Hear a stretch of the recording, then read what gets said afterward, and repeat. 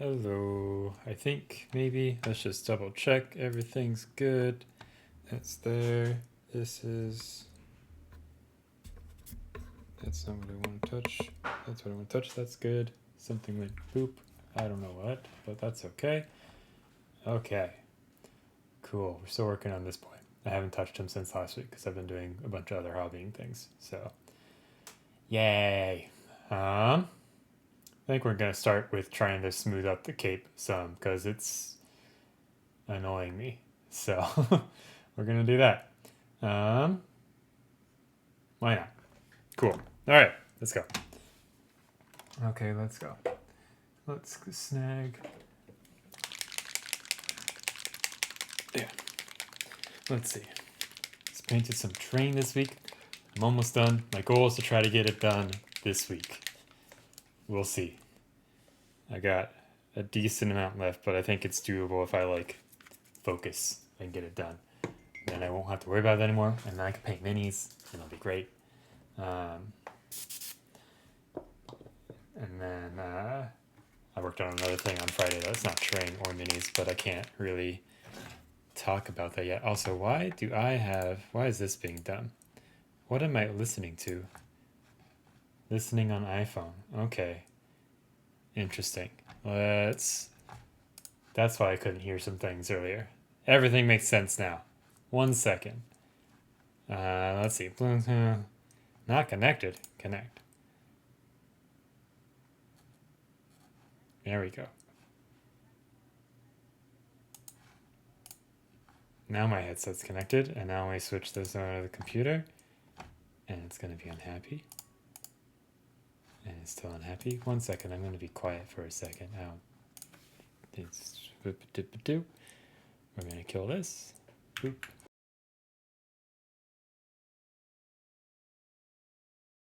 All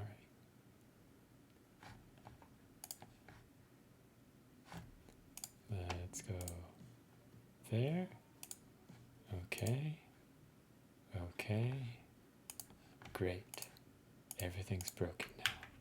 Let's put that there. Let's turn this back on. I should have checked this before the stream started. Okay, now I can hear. Okay, we're good. Hello, Crypt. How are you? I think I'm still coming through. Let me double check that before I continue. It looks like it. I see bars bouncing. We're good. Sleepy? Are you feeling better? If I remember correctly, you were not feeling good last week.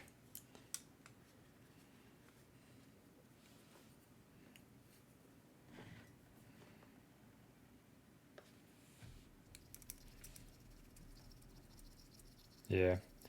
Yeah, I had like a couple weeks ago, I had this rumbling in my chest, and then I had like a weird cough for like a day, and then it went away.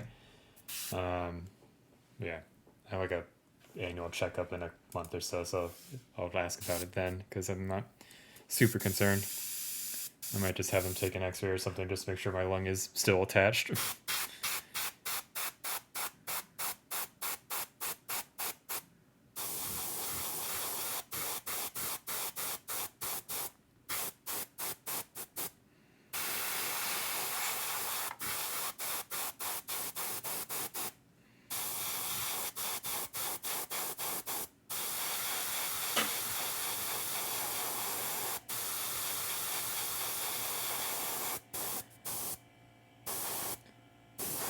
Yeah.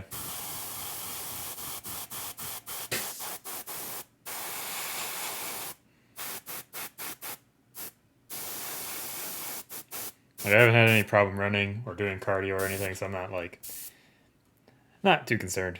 But better safe than sorry, and I need to do a checkup anyways. Because getting to that age where you're supposed to do checkups more often or whatever to make sure you're not dead.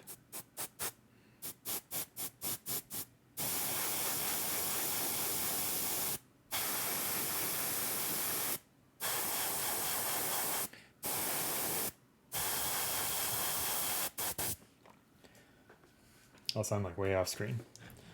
Good job. Okay.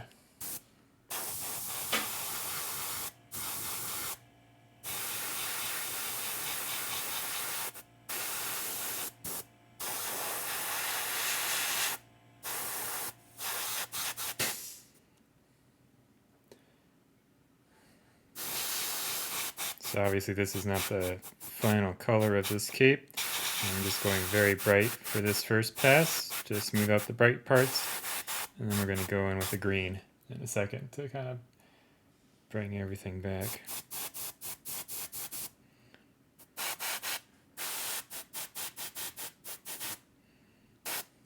Okay. I might smoosh the camera a bit. I probably bumped it with my head at some point this week and moved it, as I usually do.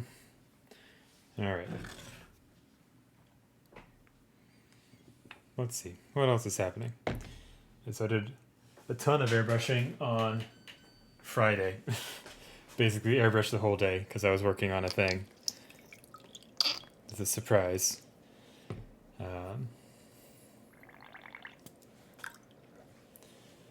So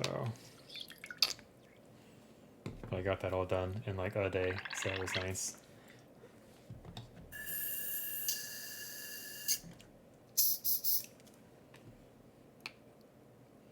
And then, yeah, that's about it. Work is still work. Still have a job, so that's good. People I'm working with keep popping last minute requirements on me and then keep changing them while we're talking about them, so that's been fun to deal with. Finally roped in other people to figure it out. So I don't have to figure it out. At least hopefully.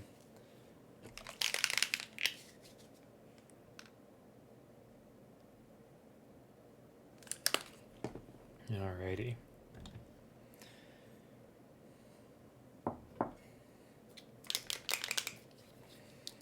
This is like, yeah, it's a little too much.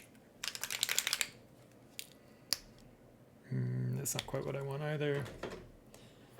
We might have to mix our own green again as per usual, but let's look at a couple other options. Maybe this dark green from AK. But what else? I did get some minis this week. Got my Kingdom Death Christmas order. And I did buy more minis this week because there's a KDM sale, but those are limited. So I'm still doing good. I'm still doing good. I haven't broke my resolution. So we're doing good. That's what I'm telling myself.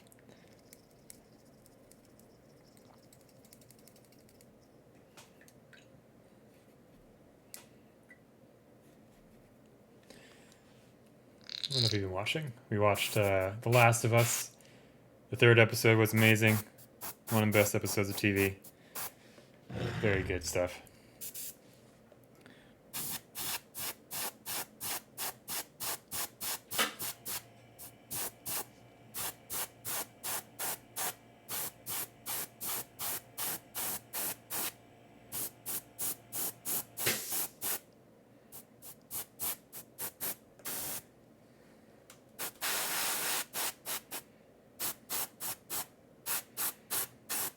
We got all caught up on My Hero Academia and The Bad Batch and something else. So Vox Machina. We're all caught up on Vox Machina. Have been liking that quite a bit.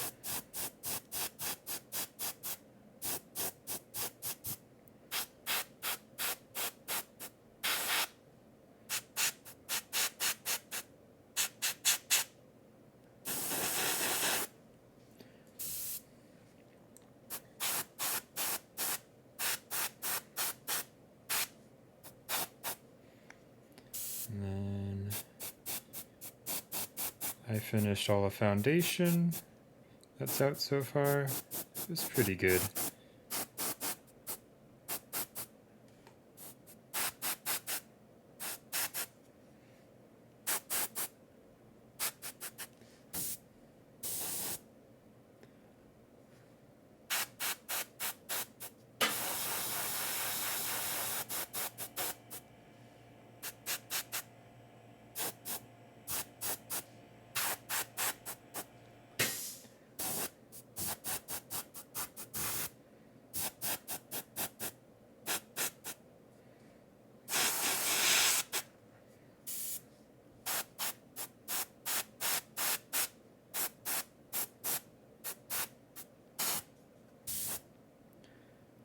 No worries. Get some rest.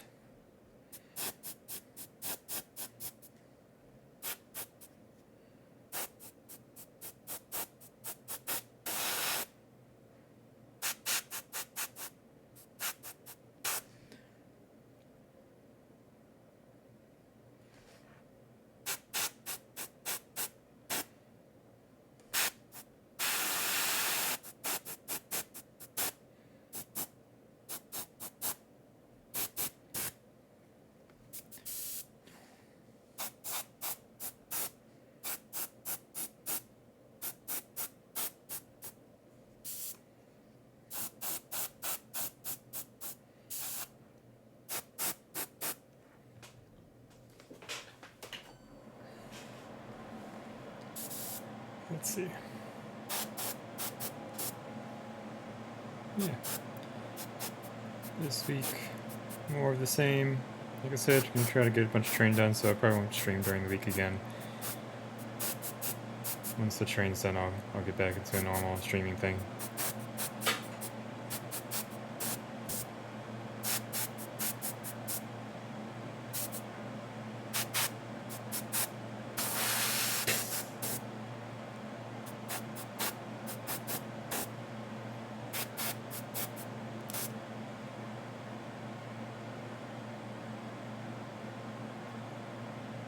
Okay. Vibing with that a lot more. Let's get some dark blue in there.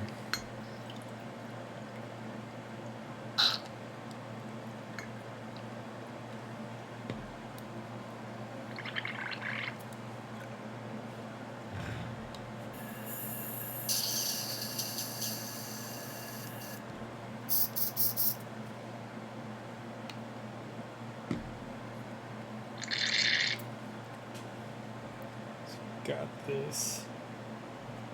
So there's dark Prussian blue and Prussian blue base, and I guess, let's see. I think dark Prussian blue is what I want.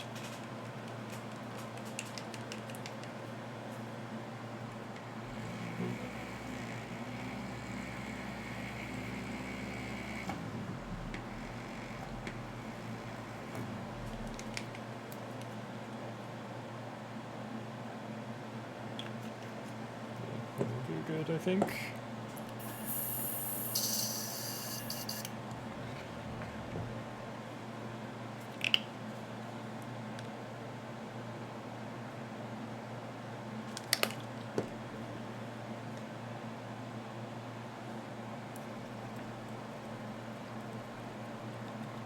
Hello, Creepy. How are you? You're having a nice day. We're doing a little bit of airbrushing to start off today.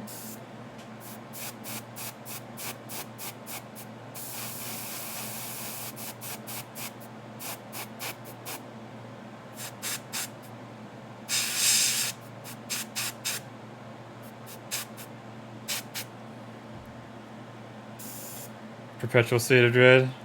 Anything in particular? Or just general dread?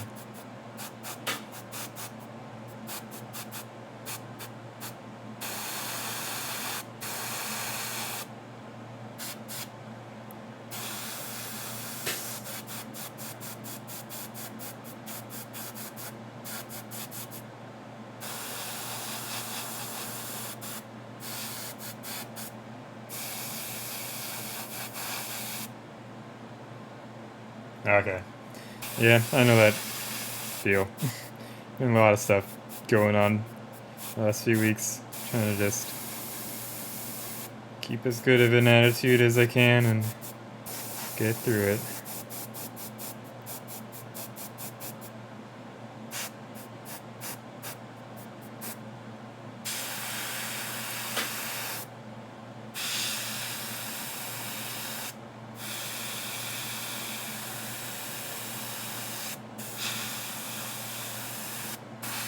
Did not want that blue there. Oh yeah, career change is definitely like a huge thing. What are you thinking about switching into?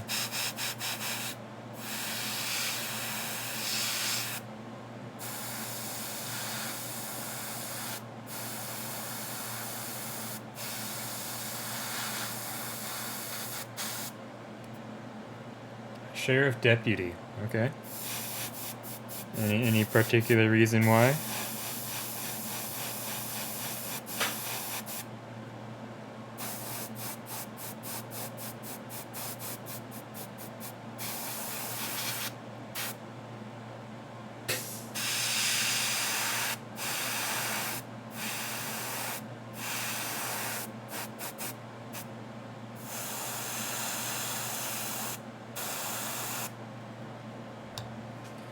I'm gonna do a little bit of popping off here.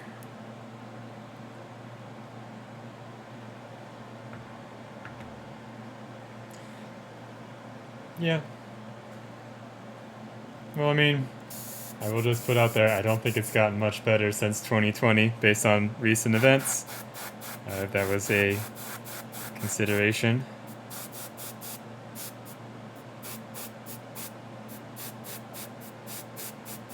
Hey, Patchwork. Yeah.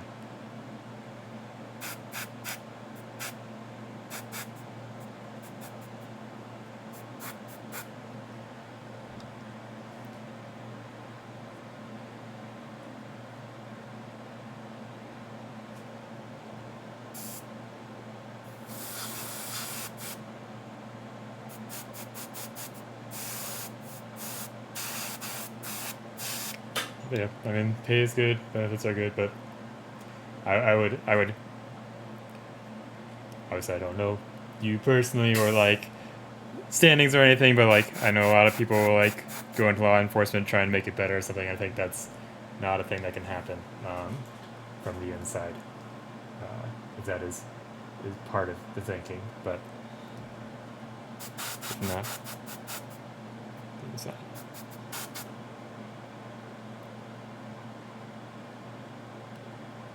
There you go.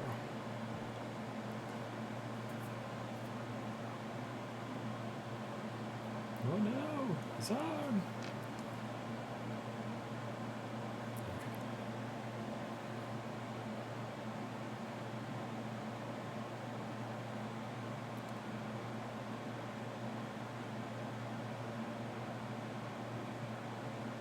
Yeah. That's good.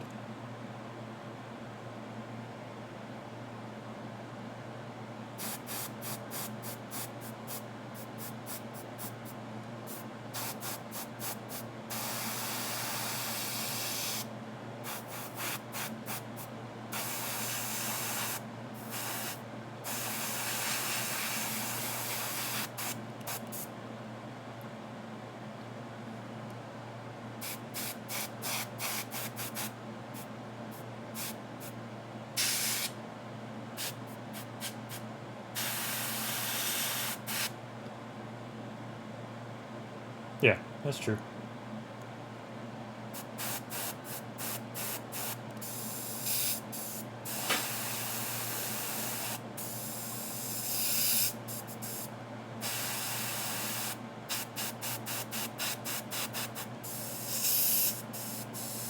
There we go.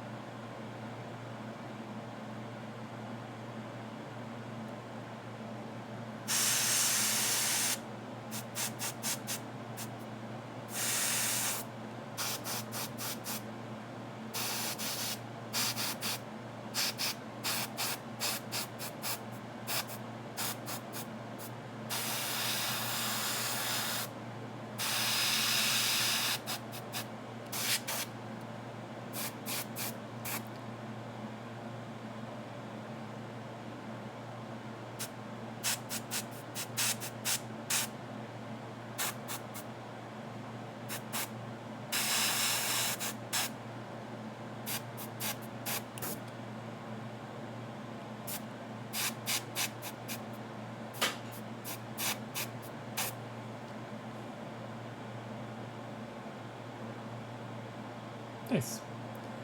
Should be fun.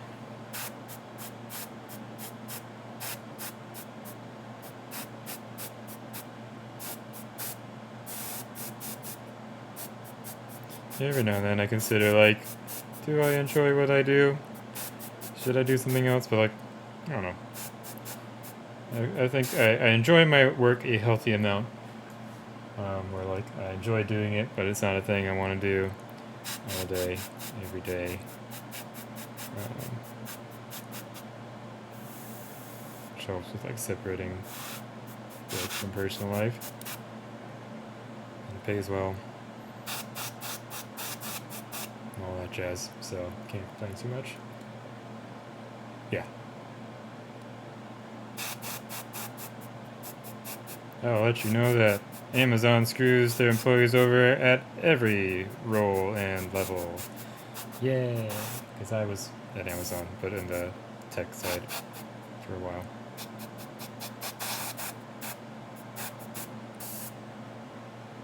Then I left because they did not give me the promotion that they're promising.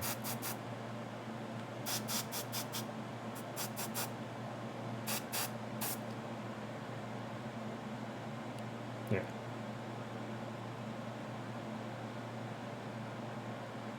Okay. There's that. Let's swipe up the spray.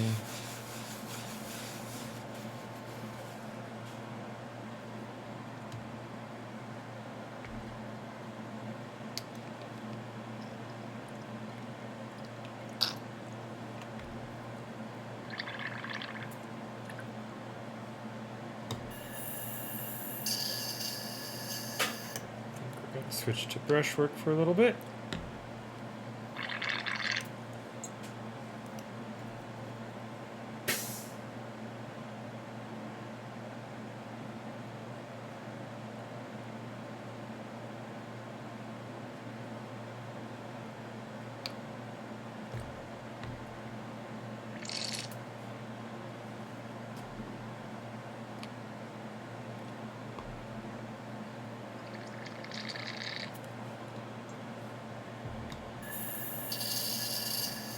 Let's see. What else is going on? Not a lot.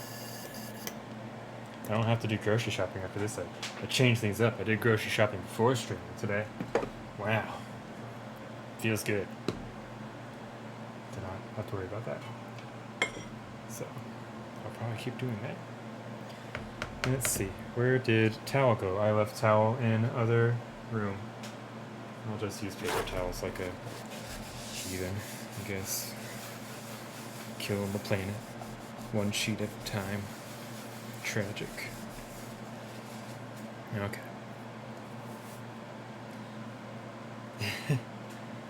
Yeah, I don't know. I don't like ordering out too often.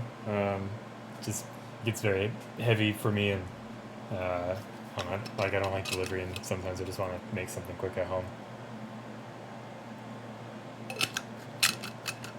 Yeah. Let's see. I'm getting pinged. Let me check on these pings.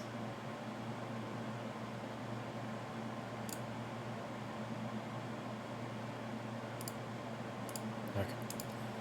People being silly. Alright. Let us have some skin colors that I wanted. Red oxide, I think, and orange. I've been looking at this guy all week. I think I like the direction of things a bit. Oops, I accidentally scrolled the chat. You built a squad of 10 Breacher Boys for your Horse Heresy army. Are the Breacher Boys the new ones? I've been hearing a lot about... No, boarding stuff is the new stuff that I keep seeing people talk about. I saw that the Kill Team stuff is going up for pre-order next week with some of the cool, like, Judge Dredd dudes and some of the Middle-earth Battles in Middle-earth, whatever the hell it is called. The Made-to-Order stuff is happening next week as well. I'm thinking about some of those.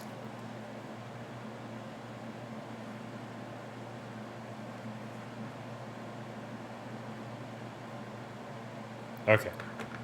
Got it. I knew it was... I don't know. I didn't know if it was 40k or 30k, I guess. I don't know the games. I've resisted pre-ordering Shatterpoint so far. Not like because it's. I think it's a good price. Like it's what, like 165. You get 4 squads, which works for 2 players, and you get a whole crap ton of terrain. And it's like 16 character minis, or like 16 bases worth of minis, because there's some that have like 3 miniatures on them. It's like $10. $10 a mini. $10 a character mini. It's pretty good, I think, for hips minis. Yeah, so we're just like, I have too much stuff to paint already. Yeah, it's up for pre-order already on Access Bundy. I think a couple of websites, like third parties, have it. If you pre-order it from a friendly local gaming store, if they're participating in the program, you get a Padawan Ahsoka mini early, like as a part of your pre-order. But she will be coming out in a squad pack sometime within the next year, anyways. So, yeah, I know I'm gonna pick it up at some point. I want to see what the game looks like a little bit more, so I know if I'm buying it just for the minis or if I'm buying it for the game. Yeah, so yeah, they put up some terrain, the core set, movement things if you need more movement things, and 2 expansions, which is Count Dooku's squad and Obi-Wan's squad. Squads are $50 for 4 minis, I think. Like, a lot of people are complaining about the prices, but like, they're 40mm plus scale minis. They're hips. You're getting game content in the minis. I mean, things are expensive. Yeah. Hey, Unexpected, how are you? Yeah, we're messing around, having fun with colors. We're gonna tone back this pink a little bit, though. We're gonna get some oranges and reds in there. Nice.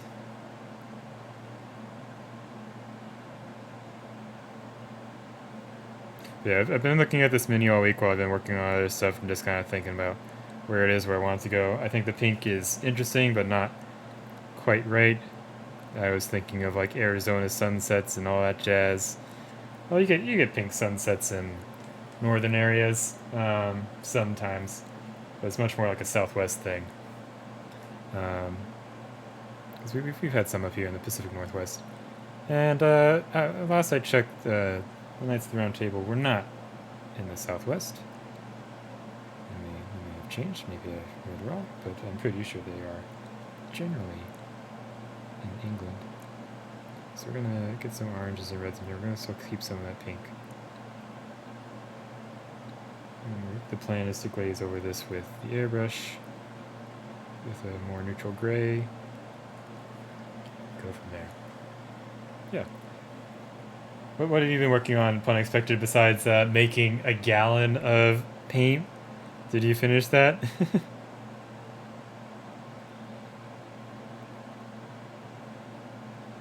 I believe it was last week when we rated you, and you were making a crap ton of paint. Okay. Hey, Pinkwater, how are you? I'm doing good. Having a chill Sunday.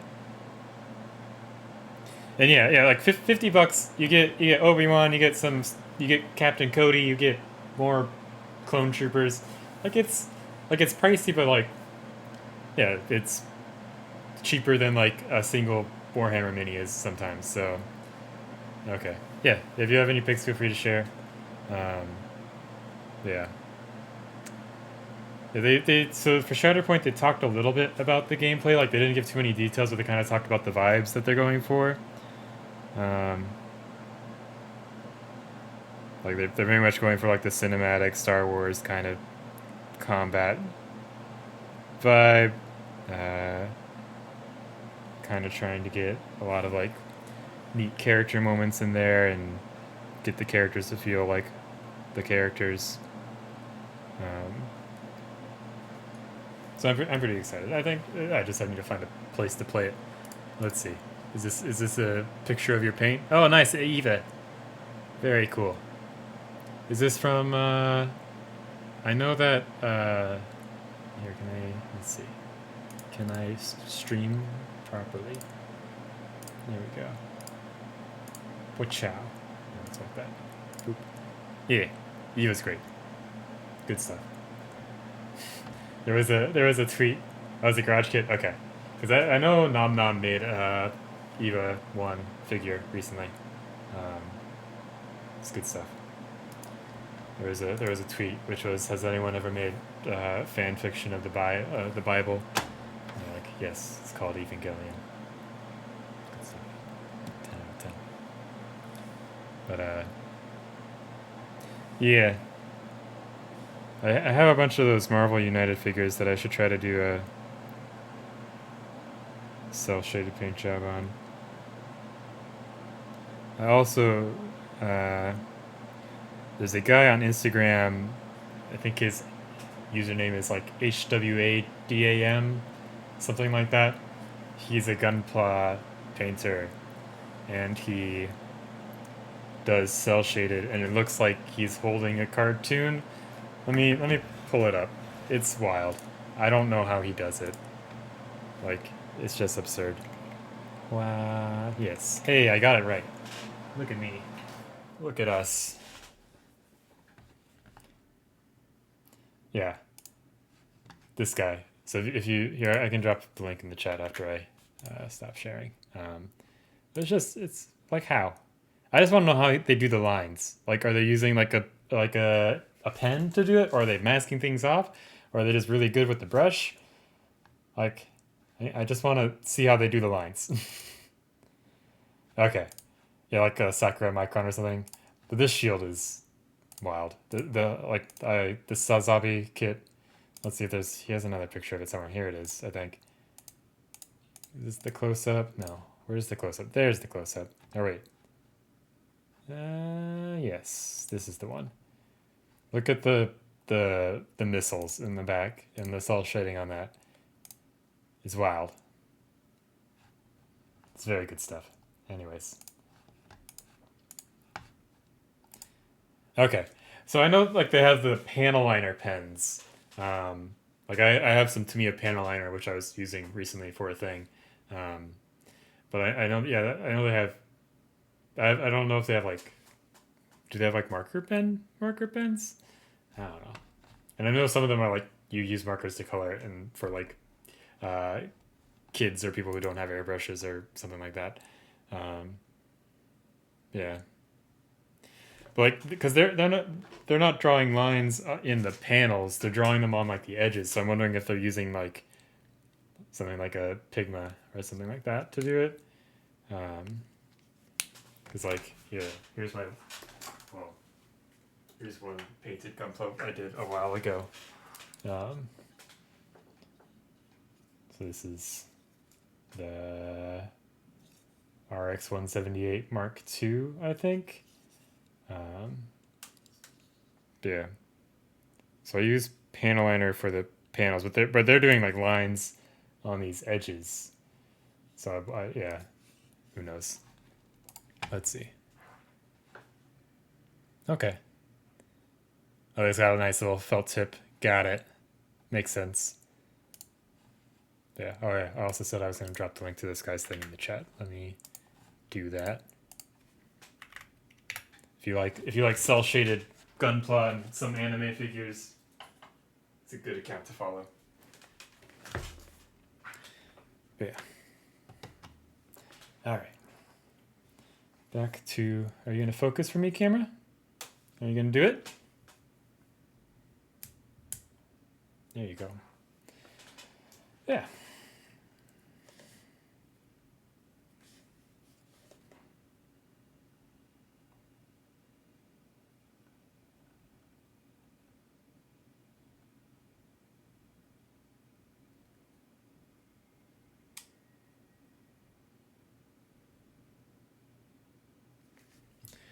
Let's see.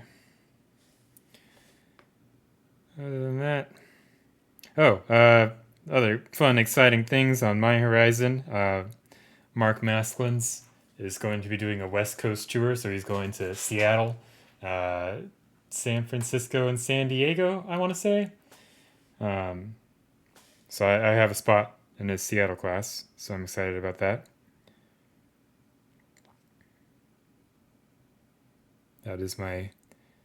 That will be my birthday present to myself.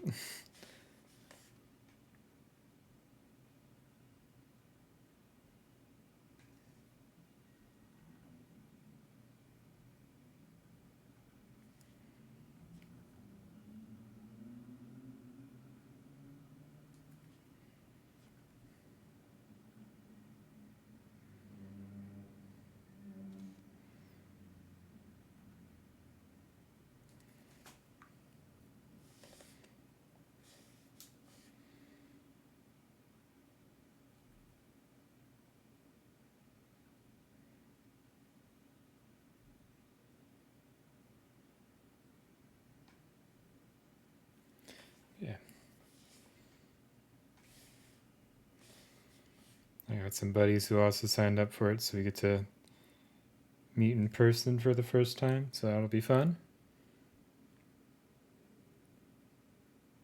Nice. Your Yawa, like, I feel like the only Yawa I'm familiar with is the Limbo miniatures. Is that what it is, or is it something else? Oh, Neko, got it. Duh. She is the bike one, right? The wheel, not the bike, because there's a bike one. It's an older one, I think.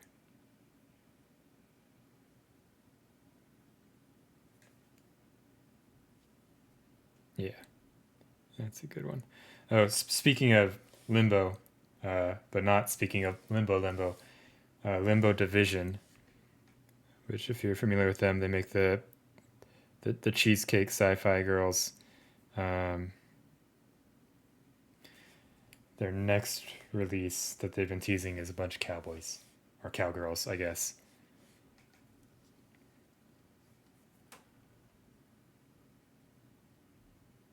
So I will probably be getting at least one of those.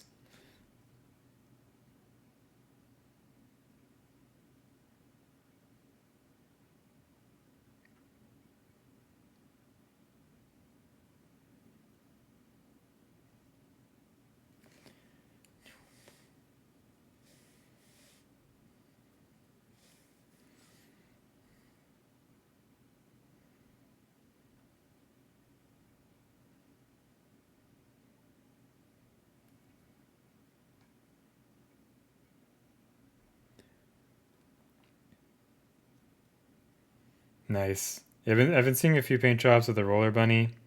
I've got Talon Squad sitting over there, and then I also have a poofy jacket girl whose name I don't remember right now. Um, I also have the 35 mil of the Miss Swarm J and the robot, but I don't know if I'm going to paint that because it is very small.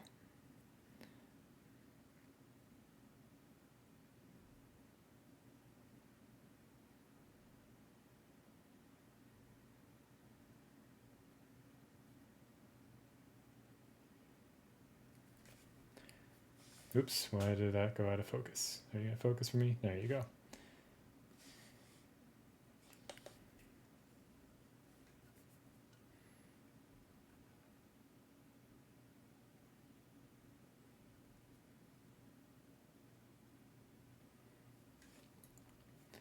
Okay, I'm liking that color shift a little bit more. Away from the pink, still colorful. I think we're going to need to get some actual grays and such in here though to make it look a little bit more like steel.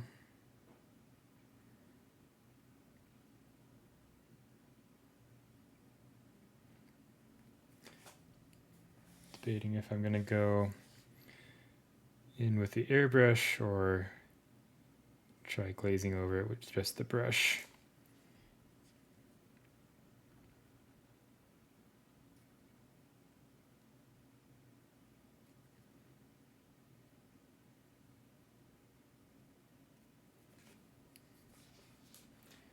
Okay.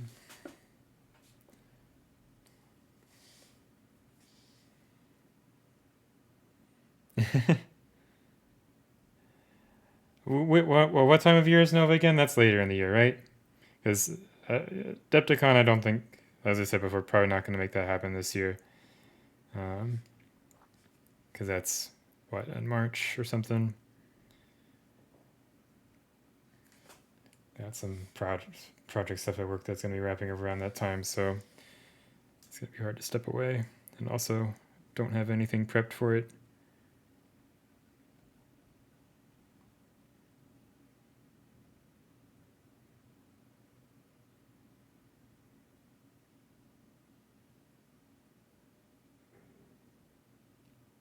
I don't know. I'm still just figuring stuff out. September? Okay, that might be doable. Yeah, yeah, I'm feeling. So I've heard like Nova and Reaper are kind of like similar vibes, but like Reaper, my understanding is more D&D-y, and then Nova is more wargamey, is what I've heard, I think. Also, here, quick mail time. Look, I got both the small and the big, but this is just the big. I already put the small away. And I also got the stupid elf riding the gimp, but we're not gonna show that on Twitch. So I don't know if that one's safe for Twitch. Come on. Soon. So the update, if you haven't looked at the update, that was posted earlier this week on like Monday or Tuesday. They had a lot of like little teasers from the Gambler's chest, and like printing is still going strong. So I mean there was enough little teasers. It's still printing, it's still proofing. So yeah, this is novice, and it's like their painter's scale, which is anywhere from 54 mil to 70 mil. So she is definitely in the 75 mil range compared to Uther here. Nah, we're gonna get it this year, no doubt. No, for real. We're gonna get it. We're gonna get it. It's on the way. It's gonna happen. But it's gonna happen. Gotta believe. We're never getting it. It's never gonna happen. But it will. Anyways, yeah, they've up. If you haven't bought 3D prints from them in a while, they've like upped their game significantly. They've been doing these painter scale 3D prints. This one's like even better than the last couple. So, but yes, I know. If I remember correctly, you're not buying anything KDM until we get the Gambler's chest, which is fair. But soon, 6 months, August, we're gonna get it. We're gonna be here for Gen Con, 100%, no doubt, for real.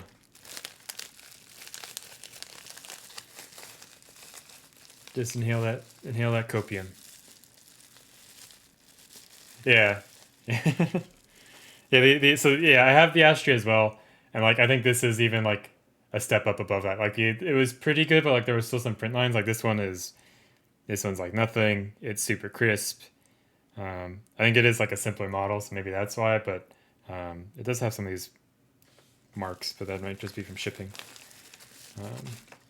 Yeah, very happy with it. So someday I'll actually paint the models that I'm buying from them instead of just hoarding them. We should also paint his arms before we forget.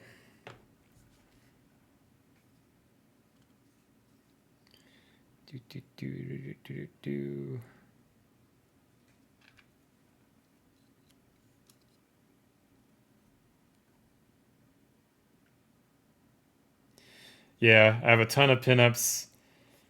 Thankfully, I didn't get pinups 1 and 2. I just have 3. I just have 3, 4, and 5. Oh, that was the other thing. I can show it now because I did finally announce the results. Pretty sure I showed some of it on stream before, but it's me. Hey, Shirty. Thanks. Yeah. So this is my pinup visionary for the Poots pinup contest, which is it's under the winners section, but it doesn't say anything on it. Let me see if they've updated it. Because there are only supposed to be 9 winners, but they have 24 in there. So I'm just like, I don't know what's happening. And they kept saying their site was angry. And like there were some people who had winner things in their description, but they weren't in the winner section. So I don't know if I actually won anything or not. Yes, I am, Shirty. I mentioned that right before you showed up. I got a spot, unexplained. Ian got a spot. So we'll be coming down from our northern neighbor. Nice. Yeah. It's down in Kent or something like that, so it's not too far.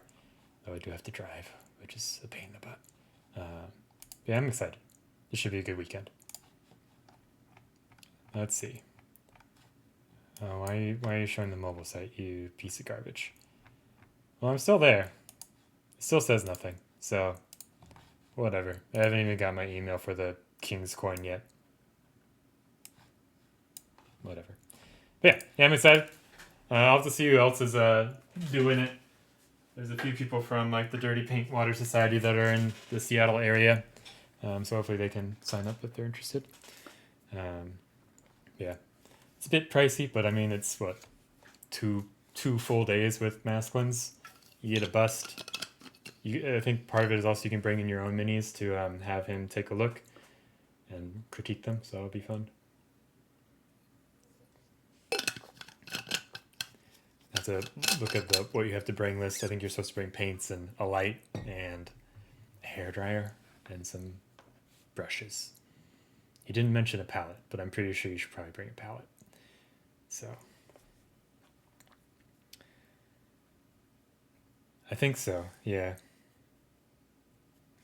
I have no idea what food is in Kent. It's kind of a no man. It's like in between Tacoma and Seattle.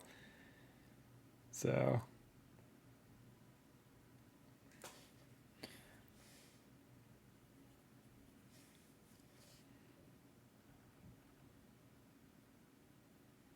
paint some minis.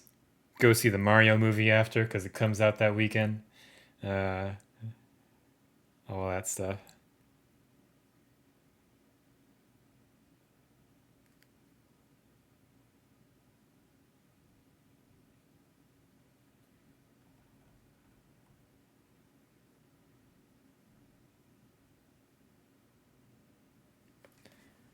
Let's get some white.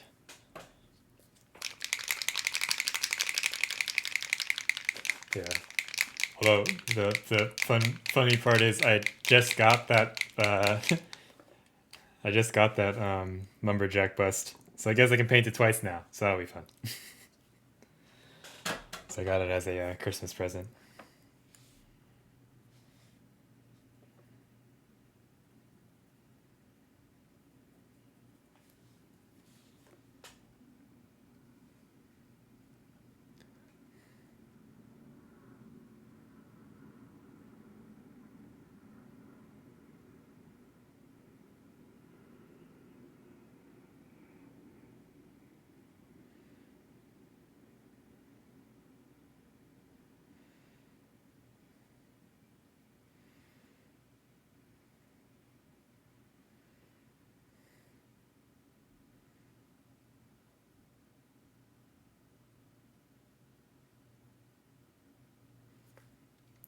Yeah. Let's see. I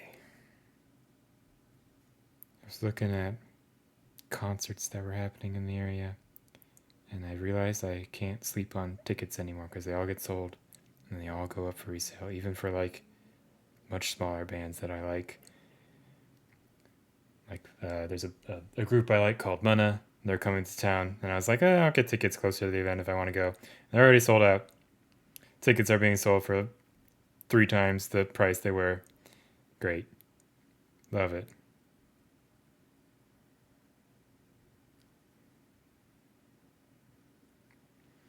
Yeah. Oops, I think my fat head was in the way, wasn't it? Good job.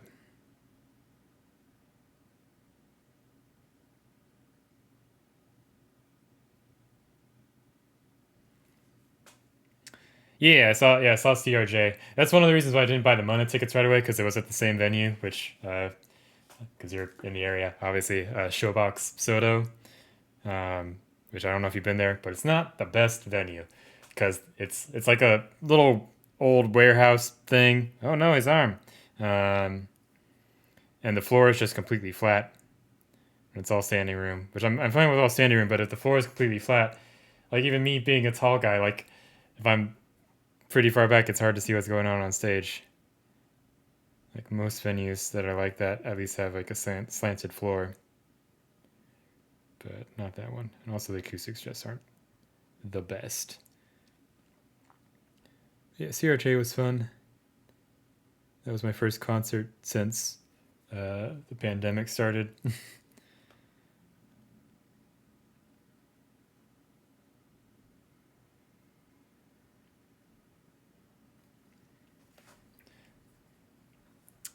Masklins is teaching like here I'll grab the figure.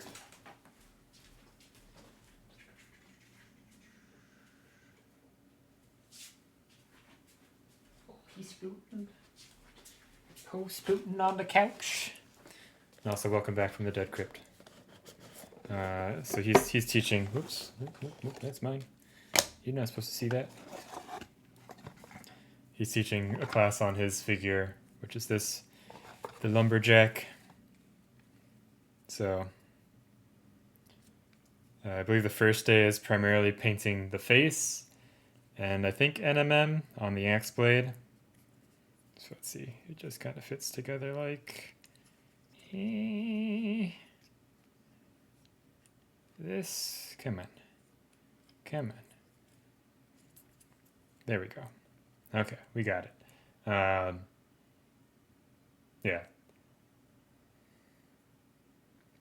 Yep.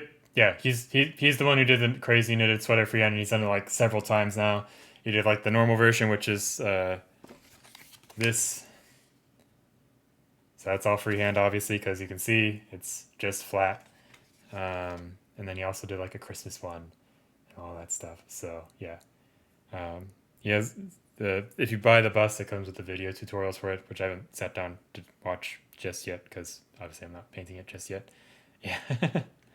And then but yeah, it basically like sketches up the lines and then kind of goes in and does each of the dots. So crazy stuff. Yeah, I'm excited. He's one of my favorite painters, especially for busts, because like I don't know, I like his skin tones a lot, so I'm hoping to get a lot out of that. Yeah, I'm excited. Yeah, so the one it's like $50 for €50, which I think is still about $50. I think it's still roughly 1-to-1 for the mini. The issue is there's only the expensive shipping, which is like half the cost of the mini. So, yeah. So if you sign up for this class, you'll get it included with the class, obviously. Or if you ask for it for Christmas, maybe you'll get it, like I did. But yeah, if you have buddies in the area, you can pool the shipping at least, so you can share that cost. So, and at some point, he's supposed to be starting a Patreon, which I will throw all my money at that as soon as it happens because I want it. Give it to me, Mark.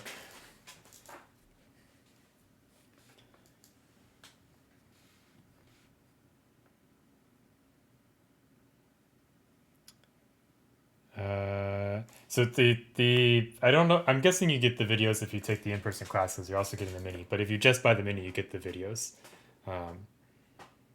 Yeah, obviously, like in-person class is going to be different from videos because you have the painter there to be like, no, you're fucking it up or whatever. Yeah, I'm in that boat as well. Unexpected. Basically, my shopping is going to just be whatever new Spears come out, and then KDM sales because I have a problem. Um, so yeah, I'm basically limiting it to things that are like, hey, we have like 50 of these, and I'm like, oh, I want that. Um, yeah, or you can only buy it for 48 hours, then you have to buy it on the secondhand market. So yeah.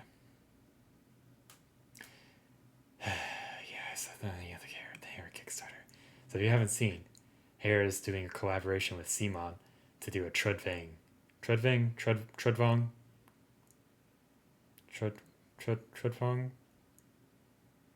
something like that. Somewhere in that ballpark. Kickstarter. So that'll probably be dangerous. But like Kickstarter is that gray area, right? Where like sometimes some things in there are exclusive. So it falls in that bracket of acceptable for me to buy this year. You see, I cleverly constructed that resolution.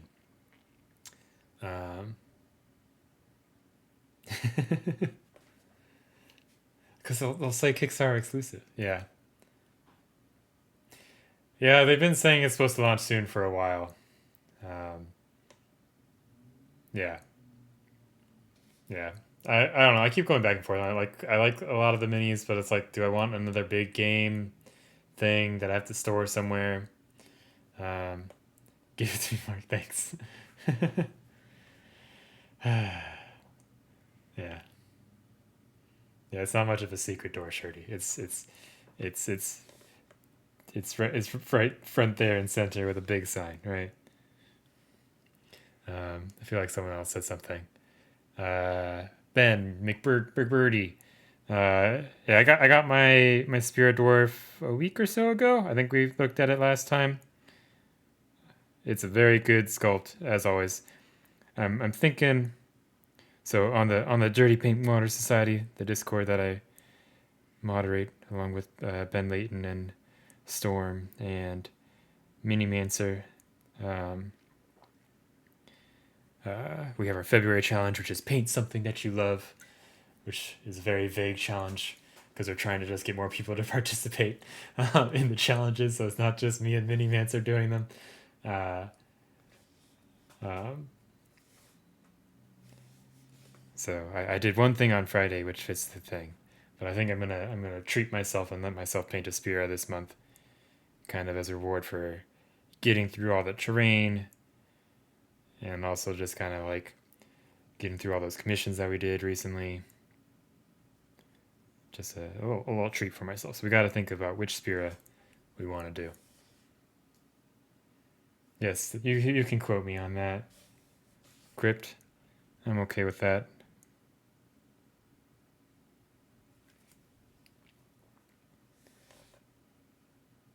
Nice. Yeah, speaking of Forge, well, I think we mentioned it last time, but I think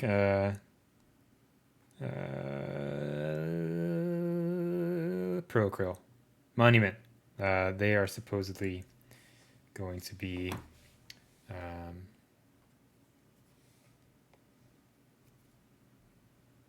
the distributor. That's the word.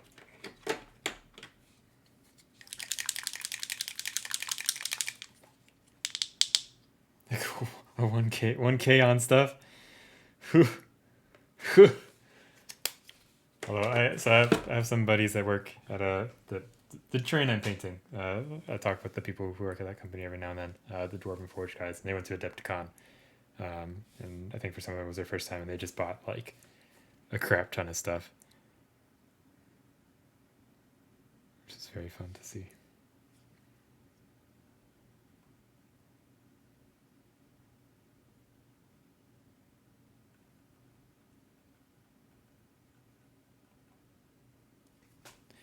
But yeah.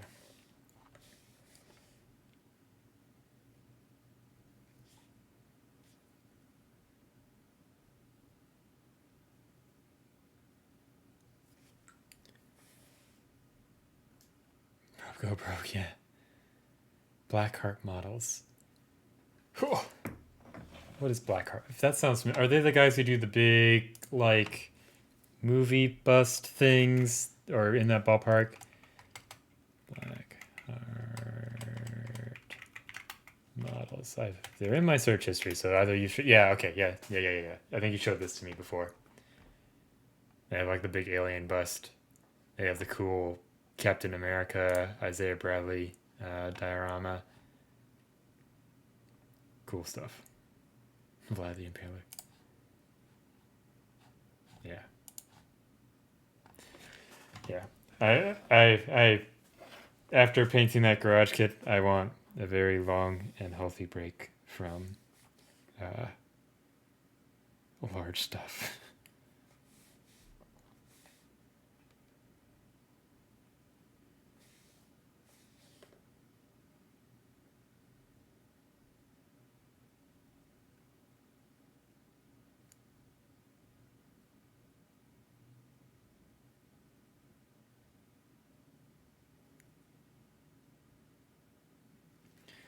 I need to do a bloom on this 1/4 scale.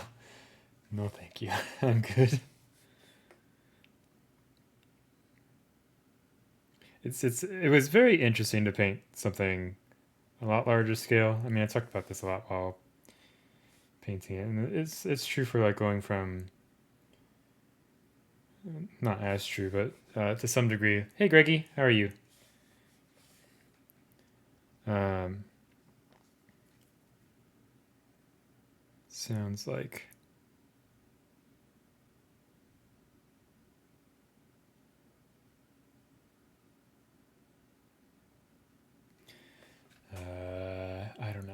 like when you paint larger scale, there's less of a like emphasis on like painting the shadows and lights yourself because the figure starts to do it. And like there's something interesting about that. Like still trying to get all like the variation of skin tone and all that stuff in there. But I like painting the shadow and light. That's what I have been having fun doing. So it I don't want to say it like it is less artistic painting larger scale, but for me, like I got less artistic expression out of it for me personally. If that makes sense. It felt much more like a technical challenge than like um, trying to paint something. I guess I don't know. I've seen there's been lots of really cool paint jobs on large scale figures, like the Golden Demon Open winner and the UK one.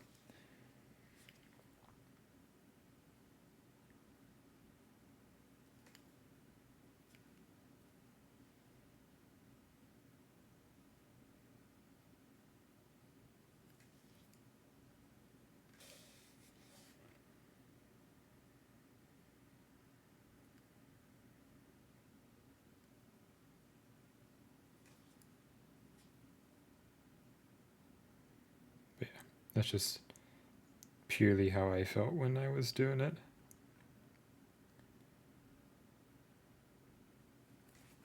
My stupid head keep getting in the way. It does.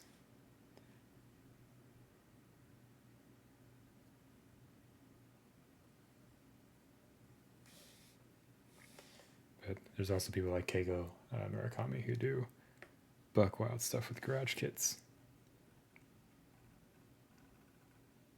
Looks like he was sculpting for his latest thing. What is going on? What is going on? I'm just being stupid, aren't I? What else is new?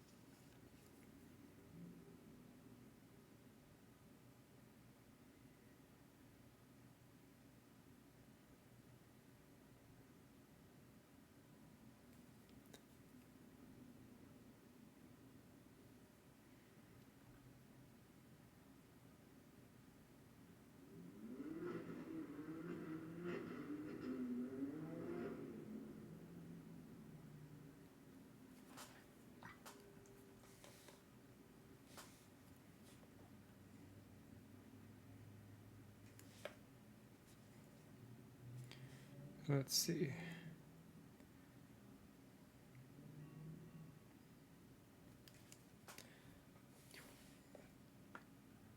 Beef and Siki or whatever sauce a good idea?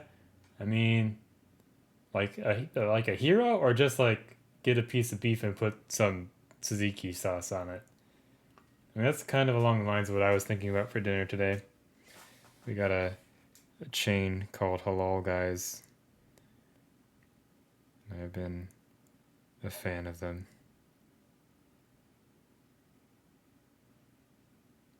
Bowl of, yeah, yeah. It's easy. It's simple and clean.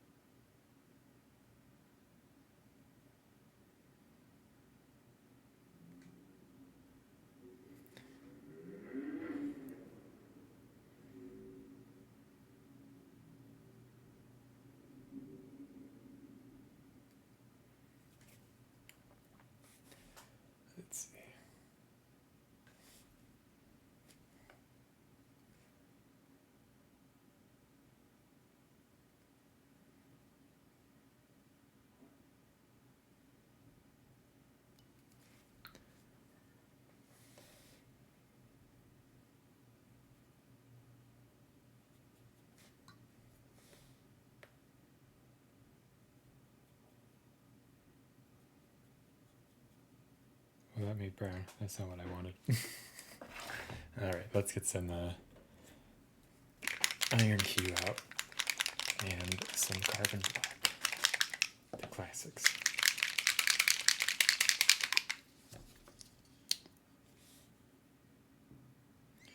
Also, I have still not received any shipping notification on my Chimera Kickstarter. Very sad. I want my paints. Keep seeing people get the paints, posting them. Apparently they're very thick. So that'll be interesting. Seasoned beef. I mean, are you cooking the new Chimera paints? Apparently are pretty thick. Are you cooking the beef yourself? What are you doing? Are you just buying pre-cooked beef? Okay, I mean, salt and pepper. Get some herbs. Throw in a little, I don't know, rosemary or thyme. Butter. You throw the herbs in the butter, and then you baste it while it's in the pan. I don't know. How are you cooking your beef? My go-to lazy way of doing steak is I throw it in a sous vide bath with some herbs, and then I pan fry it. Okay. I mean, if you're doing like a stir fry, like, I don't know, why not go full stir fry and get some yeah. What else? I think sous vide's nice for like beef and such. I think it's like if you want to try chicken that's like very moist and cooked well, like it's good for that. I think I got a little tired of the chicken texture after a while. I feel like growing up as a white person, I got used to overcooked chicken. So I don't know. I like my chicken to have a little more bite than just be kind of soft, which is what sous vide. Yeah, because like it tastes really good and like it's very like, but I kind of like my chicken having some texture and like it doesn't have that same kind of texture when you sous vide it. I do think so. Like yeah, the standouts for sous vide that I've done, steak, because you can just buy the cheapest cut of steak possible and just throw it in there for a couple hours and then it's good. And then you either get like a Searsall, like a blowtorch to get the crust, which I don't have because I don't want a blowtorch in my apartment, and then or you can I just pan fry it. Yeah. So basically like it's like one way to cook a steak is like you sear it and then you put it in the oven to cook the rest of the way through, right? So you sear it on a pan on the stovetop and you cook the rest of the way through in the oven. So when you sous vide, you do the opposite. You put it in the sous vide bath for however long it needs to be in there, and then you pan fry it to get the crust. So usually I'll like salt and pepper it, put some herbs, stick it in the sous vide bath, dump it out, pat it dry because it'll be all juicy.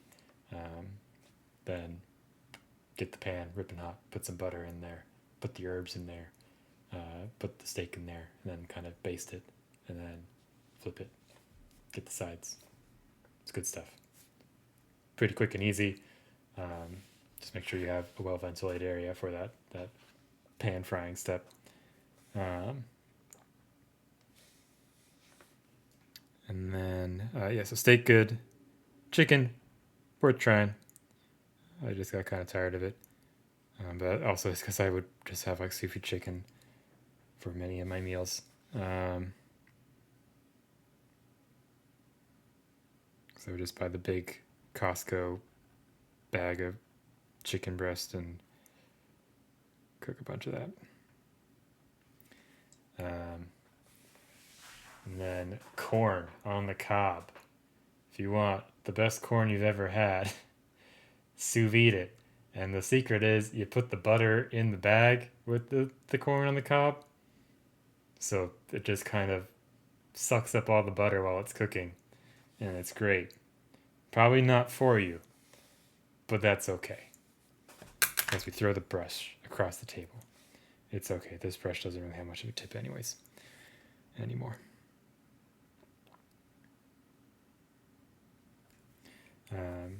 What else is there?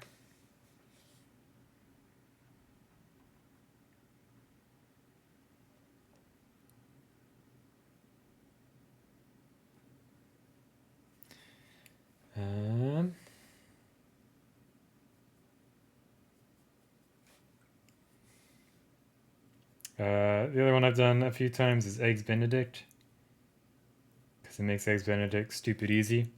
You put all your hollandaise sauce ingredients in a bag, and you just stick it in the sous vide bath, and then you put some whole eggs in the sous vide bath as well, still in the shell. You let that cook for like an hour or two, and then you take the sous vide, the hollandaise sauce ingredients out, and put it in a blender, blend it up. Well, bam, there's your hollandaise sauce, easy peasy. And then yeah, gumbo's always good. And then you just crack open the whole eggs, and wow, you have poached eggs. The whites are going to be a little bit runnier than like a great poached egg, but like it's way easier than poaching an egg in a water bath the normal way. So for Christmas morning or New Year's Day or whatever, highly recommend that.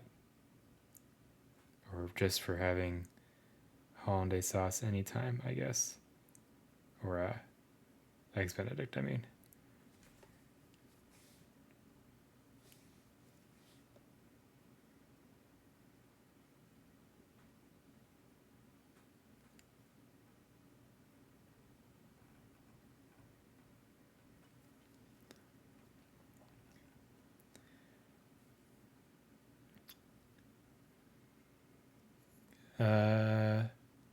How to make what, gumbo or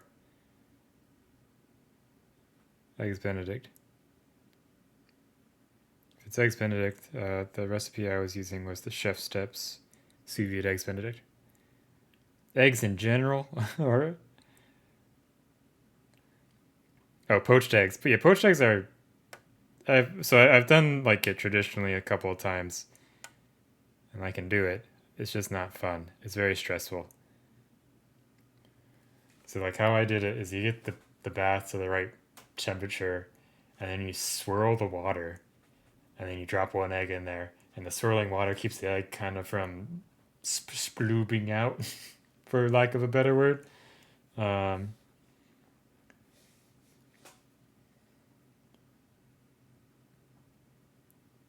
and then you wait a certain amount of time.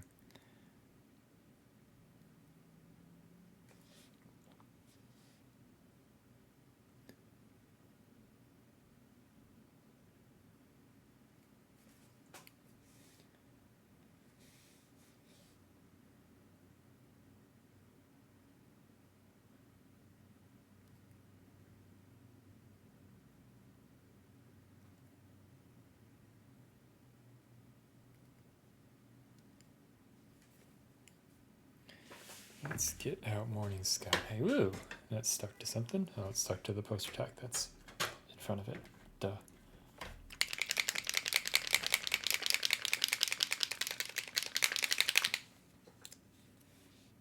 Oh, thanks. Thanks, Chimera Pot. Lovely. Thank you for that.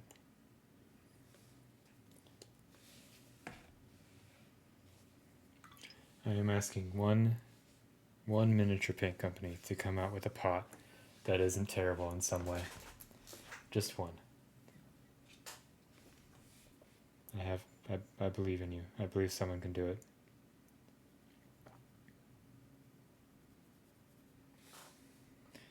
I have tubes. We were just using tubes. They're still also terrible because if you get the lid dirty, then it fuses, and then you try to do it, and then it breaks, and it goes. I've done that to a few tubes already, so not perfect. I want something perfect. Like these are also okay, but again, also like if you get any paint, then it's stuck, and then also like no, it's just pain, but like the eavesdropper tops are okay as well, but you get like these are okay, but again, like well, this one's clean because I haven't used it much. All kinds of tubes. I have to get oil tubes. Okay.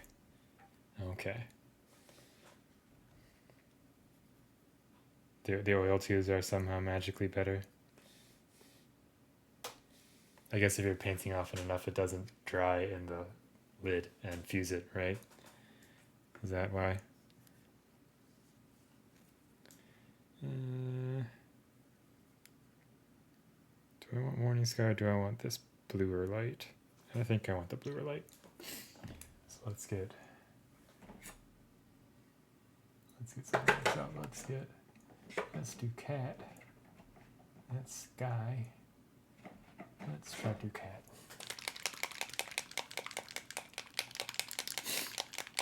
Ah, yeah. How do you undo this unstoppable paint? I don't know. I have that happen to some of my AK pots. Like you'll take the lid off and then it just starts going. Like I thought that these were like pretty good, and then some of them have had some problems. But like the scale color ones suck. They always clog. They're always splitting. Viejo ones are probably okay. Like they're all kind of the same thing, but I guess it's just the paint inside that's making life harder or easier.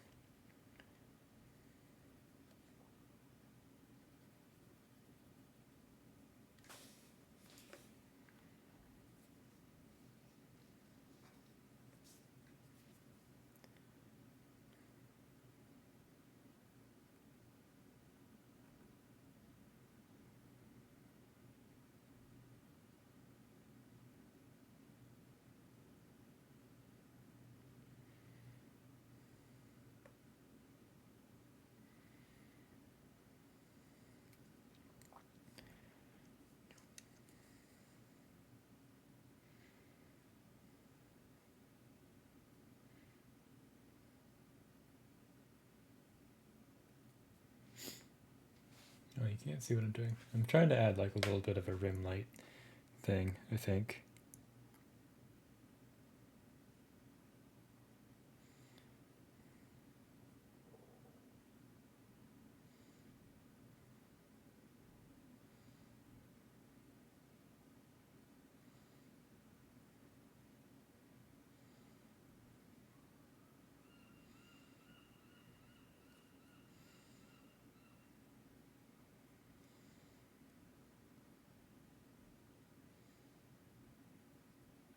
It's probably too much, but we can turn it back.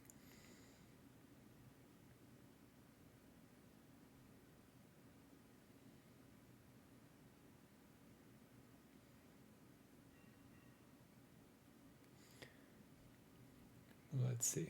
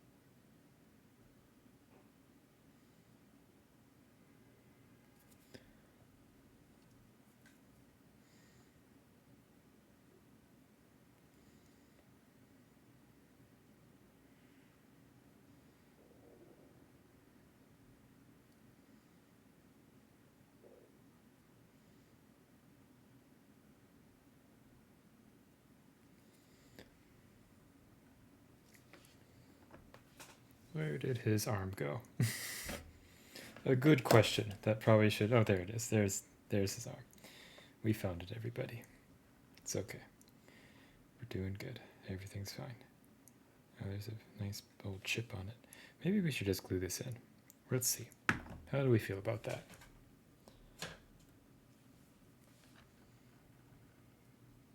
Or is that a chip, or is that... Oh no, it's just it's a splotch of paint, because I was marking out highlights on it. Okay, we're good. All right, but yeah, it needs more love and care. So if I put it with my fat fingers...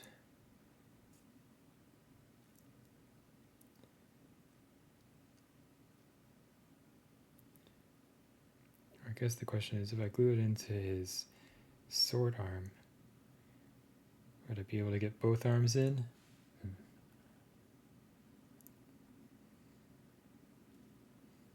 guess I can reach. It's just kind of a pain in the butt.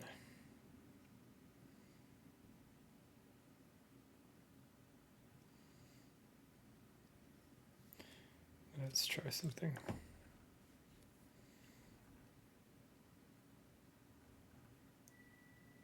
Oops, and we just broke the chains. Good job. We'll fix that in a second. Stupid. Stupid, stupid, stupid.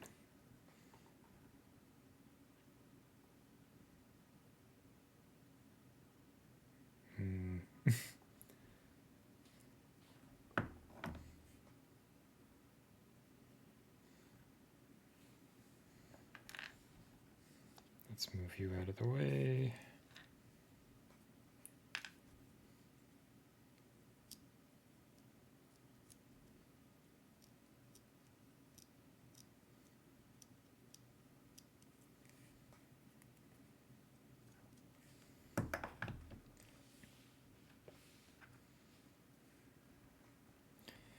Taking a quick little intermission to just see where we are on this.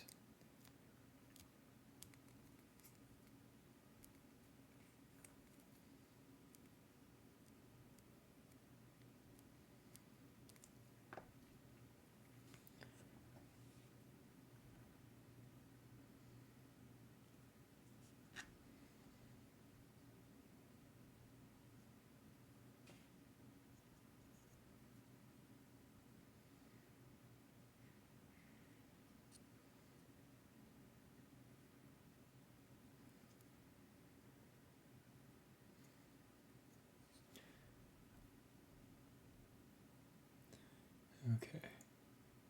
Yeah, I don't want to glue all of that in just yet.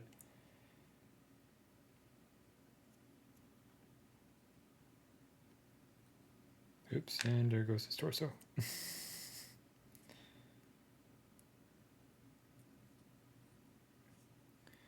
But if we...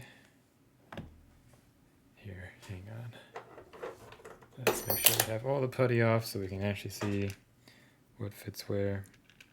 Okay, we haven't lost the chain yet, so that's good.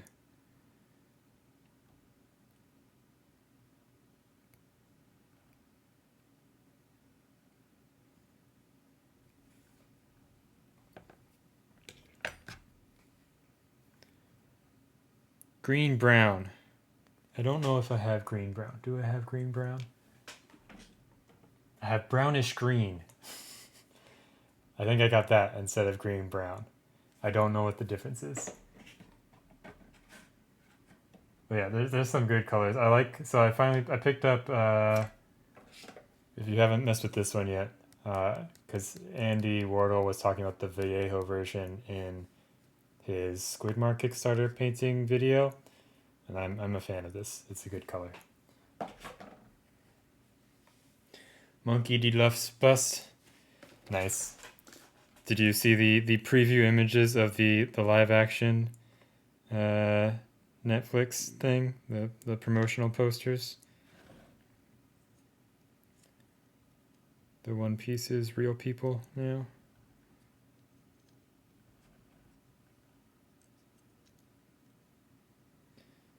Yeah. It could go either way. I think so for live action anime adaptations.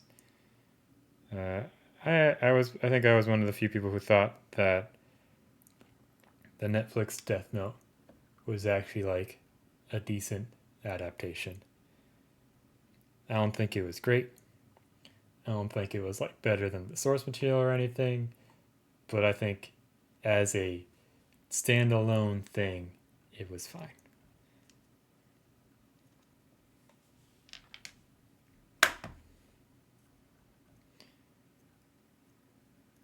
Because I think that's a problem, like a problem that a lot of people I think have with like adaptations. Is like a lot of people go in expecting things to be like one-to-one, and I think that's not always the best for an adaptation. Case in point. Yeah. But case in point, The Last of Us has deviated a decent amount from the source material, giving us more insight into the characters and stuff, and doing things that make sense in a TV show that don't make sense in a movie or in a video game rather. So like expanding upon things, and it's making it like an even better story than it was as a game. So I've been very pleasantly surprised with The Last of Us. Because I think a lot of people are memeing like, oh, it's already a TV show or a movie. You just have to do the same thing on the thing. It's like, no, that's not true. So, yeah, exactly. But on the other end, Netflix has also made the Cowboy Bebop show, which I feel like it was close, but it was like so close that it was very far, if that makes sense. Like it almost had like the right vibe, and I feel like the cast was like overall pretty good. They just made a lot of weird decisions. And I think like someone did like a side by side comparison. Yeah, I saw his interview. He's like, I watched one scene and then I couldn't watch anymore, and it's like, I'm pretty much right there with you. I watched the first episode and I was like, okay, no, I can't do this.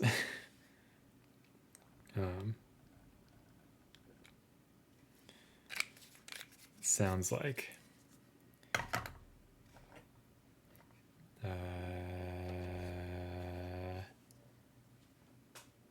yeah, like I like John Cho. I like everyone they casted, and I feel like the first scene had like a good vibe, and then like they couldn't continue it, and like things just felt clunky and slow and not smooth and like cool, like the anime does. But yeah, someone did like a side by side comparison of like that kind of first episode to the corresponding episode in the anime, and like how like much worse the cutting is in the live action versus the anime. Yeah.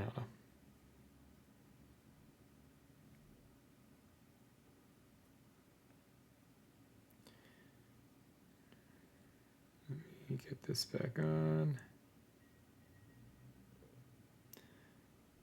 before we lose it.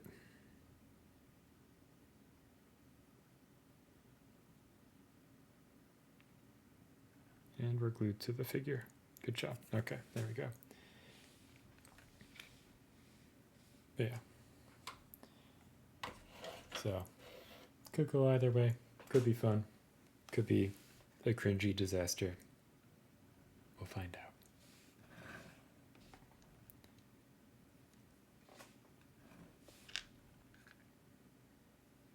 I feel like I don't want to actually glue this in yet, but I want to glue it in. That's where I am at the moment. If that makes sense. I want to glue it in so I can paint it. But I feel like if I glue it in, it's going to cause me pain and suffering.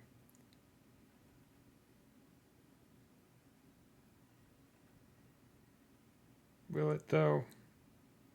It might be fine. I think I can reach all the things. Yeah, I can. We're going to glue it in. Fuck it. Do it live.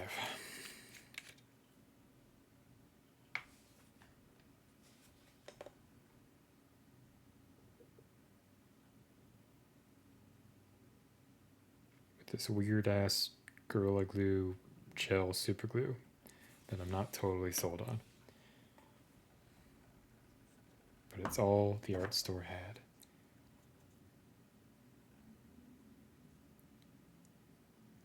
It's too much. Let's tap some off.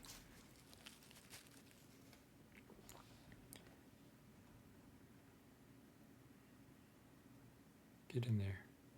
Come on. Get in there, please. Please. Please. Pretty please. There we go.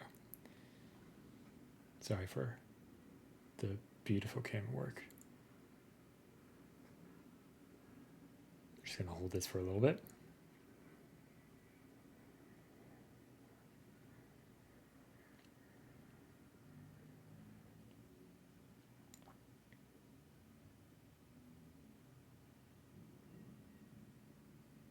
I also might get up and get a snack.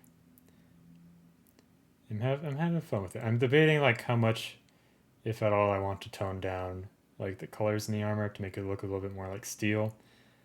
Um, like debating if I want to do a glaze over it or not. I'm not certain yet.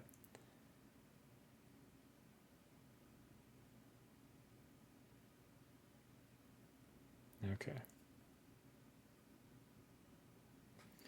Okay, we did it. Hooray. Go us. And then let's just make sure that this will fit so we don't cry. We're gonna cry. We're gonna cry. We are crying. Our tummy is also rumbling because we probably should have a snack. Come on, you piece of shit. Okay, can we break this out? Can we break this out? Can we break this out? Or can we just pivot it? Hey, we can just pivot it. Okay. Thank you, Gorilla Glue, Super Glue. Yeah. I'm vibing with it more now that there's that orange in there. I think that was missing from last time. Yep. Okay, well, is it fitting now because he fell off, or what? We should probably just glue his torso on while we're at it, shouldn't we? So that doesn't keep happening. Hey, okay, we fixed it. Okay, let's not touch anything. Let's let that set. I'm gonna get up and get a snack real quickly. I'll be right back. BRB.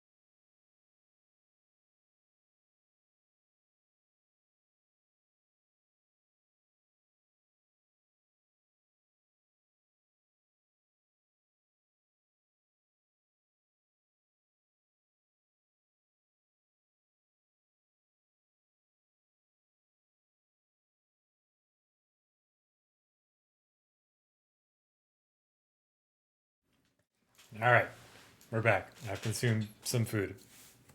All right. Let's here while we're gluing things. Let's take some time to glue on his torso.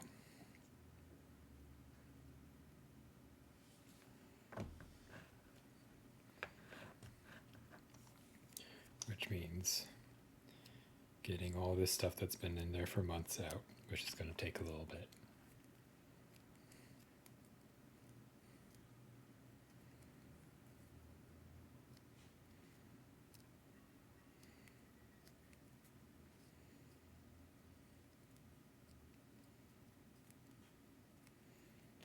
Yeah.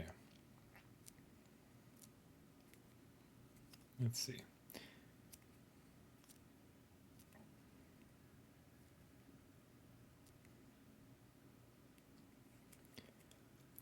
So, talked about it a bit earlier, but since we're talking about anime adaptations, go back to talking about anime stuff. All caught up on My Hero. The last 2 episodes were very good. I'm also excited because they say they're starting the final act, which I hope means final arc. Because I feel like it's at a good place where it can wrap up in a satisfying way. Because I don't want it to drag out for forever.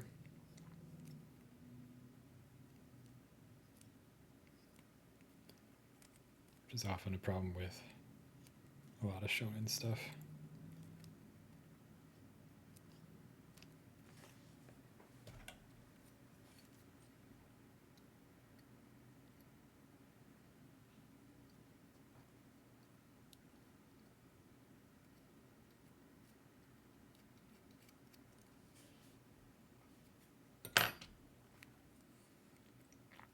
Killing you in a good way or a bad way? I've heard, like, if you are expecting it to be a remake, you'll be disappointed. But if you go in thinking like it's a new thing, like it's doing its own thing, uh, people have said they've enjoyed it. And like the clips I've seen of like the 3D animation like look pretty good. Okay. Like I was probably gonna check. I know Anna wants to watch it. Apparently, there's some manfu she wants to see. Um, but sounds like something. Yeah, like I've seen some clips of the animation. I've been like, I feel like it's of 3D animated anime. It's up there with being pretty good. It seems like they got a good visual language going for it. Yeah.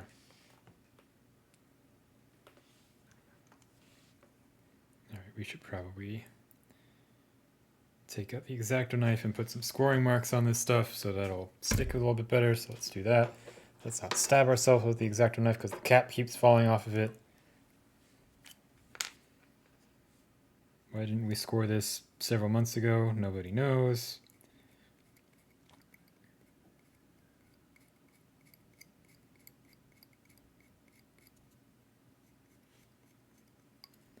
But yeah.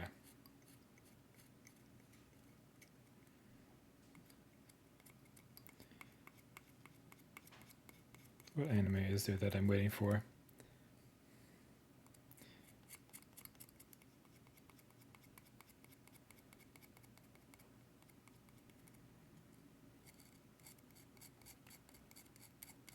Obviously waiting for more Chainsaw Man.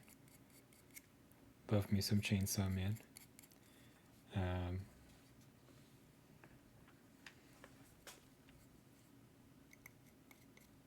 I'm also waiting for the Uzumaki series that's been teased for forever now. They keep delaying it.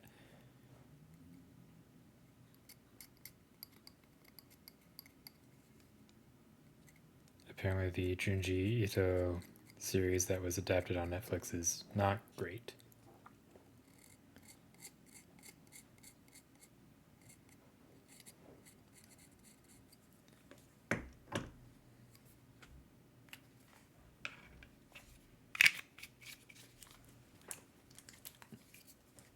Okay.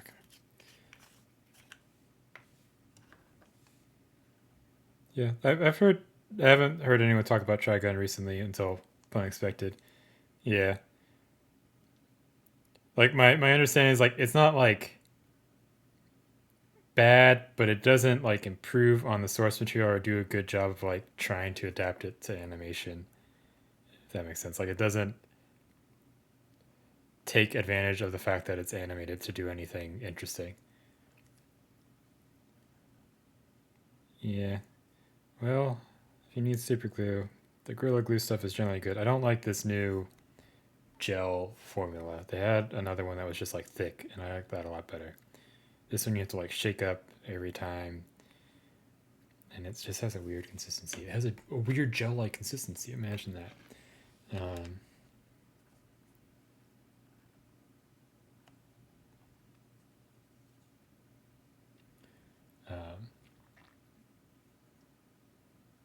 yeah.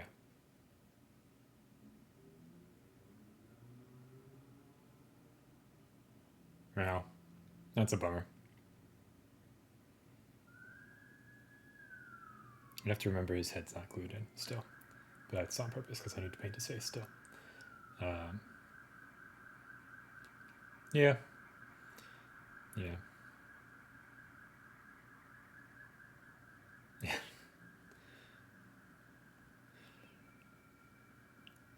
That's a bummer.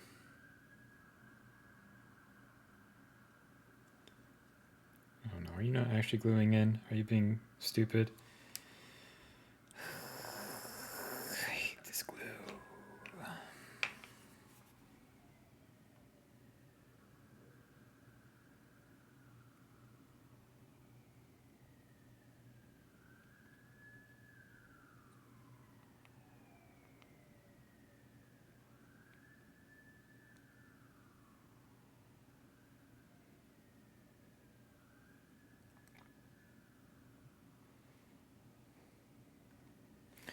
Okay, I think we're gonna get out some accelerator.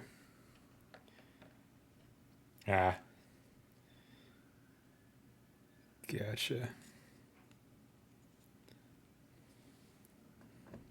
We're just gonna hold that. Yeah. If you're looking for some standout anime to watch, if you want Shonen, My Hero Academia is good again. I feel like there's a bit where I wasn't really driving with it, but I feel like it's doing some good stuff. Basically, anytime they dive into Endeavor and his backstory and how screwed up he is, I'm a fan. Which is what the last couple weeks have been. Oops.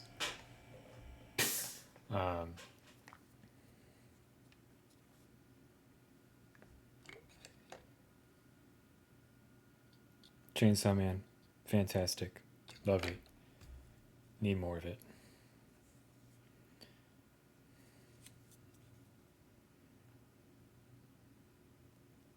Oh, that's fun. What else? Bochi. Bochi, yeah, I was about to mention Bochi. Bochi is amazing. Highly,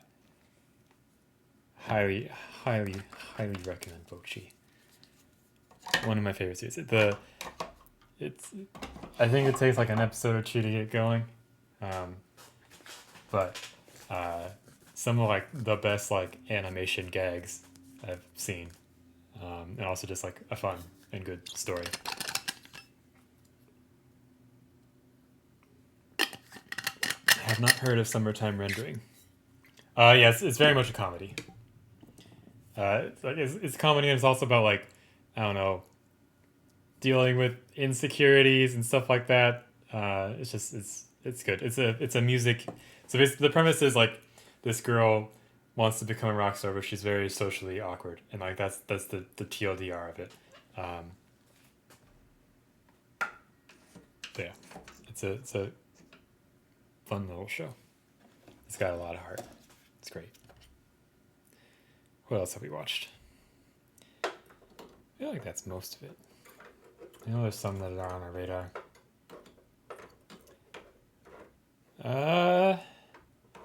This might be up there. I know a lot of my friends who are like very much into anime watch way more than I. Like Bochi's like their favorite series now. And they need more.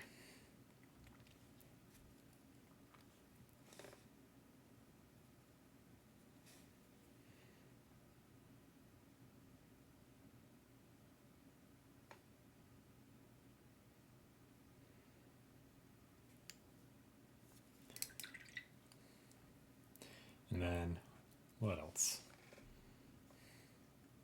Oops. I think that's most of what we've been watching lately.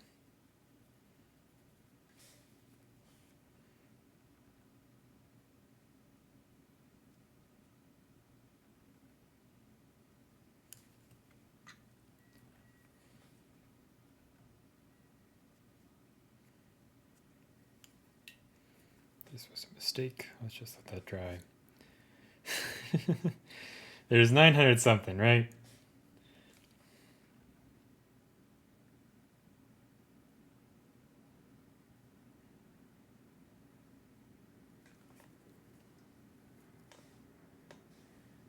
Oh Jesus.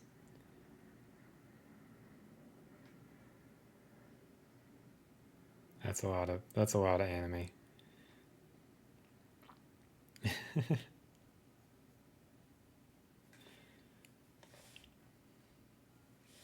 Yeah, I've been tempted to watch the new Bleach series just for like some nostalgia nostalgia's sake.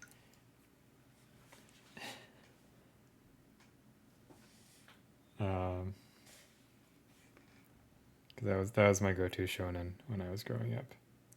Although I never finished the original series. I think I petered off. I stopped watching the anime around like the second filler arc or something. I was like, okay, I'm just gonna read the manga just to get my fix. And then they started like the final arc in the manga, and I was like redoing something else, which is what they're adapting now. And I've heard it's actually good. I just was like, at the time, not in the mood for it.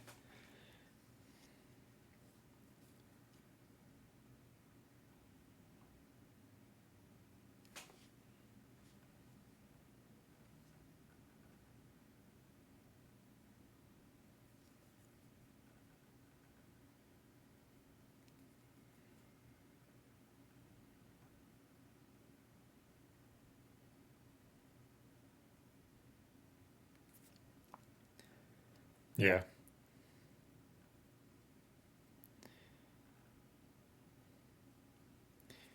it's very hard to keep. I think that my issue is like it gets very samey at a certain point, and it's very hard to. I mean, if you're doing hundreds and hundreds of episodes, keep it up, keep it different, keep it fresh.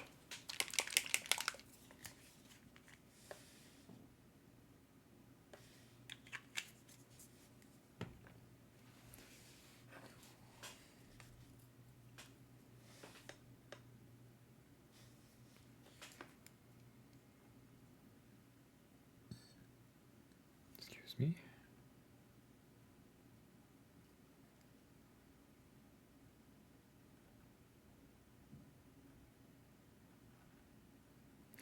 Oh, the other one I always recommend for anime that I feel like not enough people have watched is Ranking of Kings.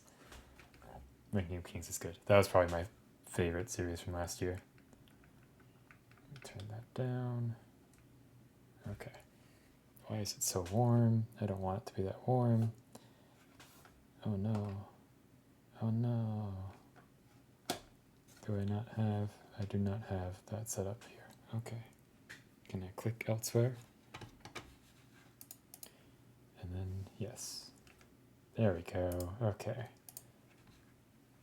We got it. It's getting dark. Because it's 4 o'clock.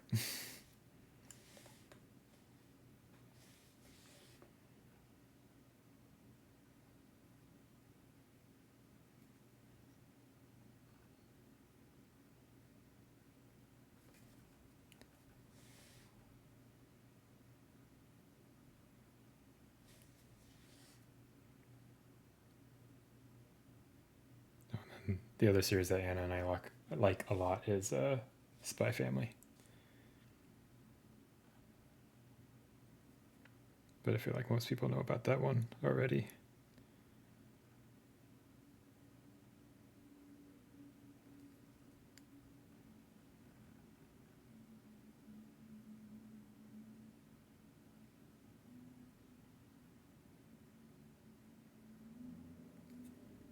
Yeah, just a solid, happy show with some good comedy, fun characters. What's not to like?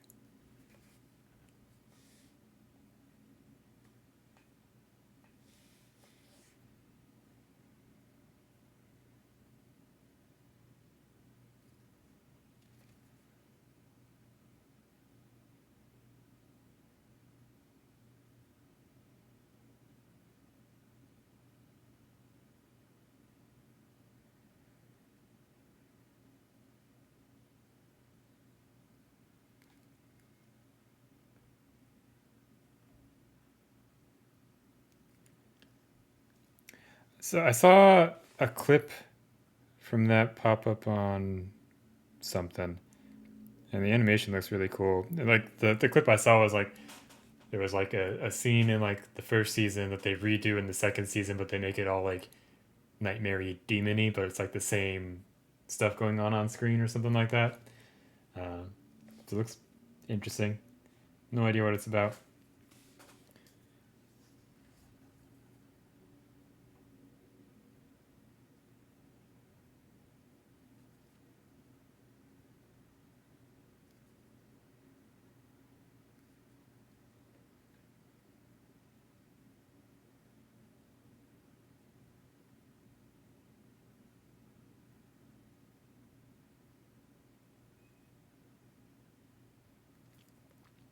And blurry again. Good job. There we go.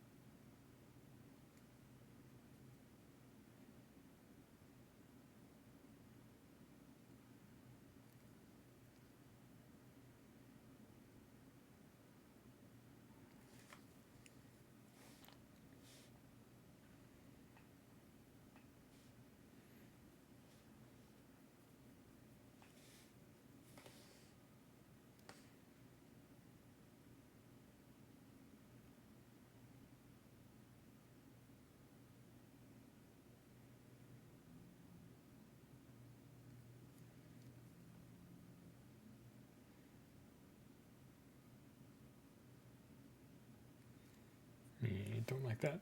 Let's get rid of that.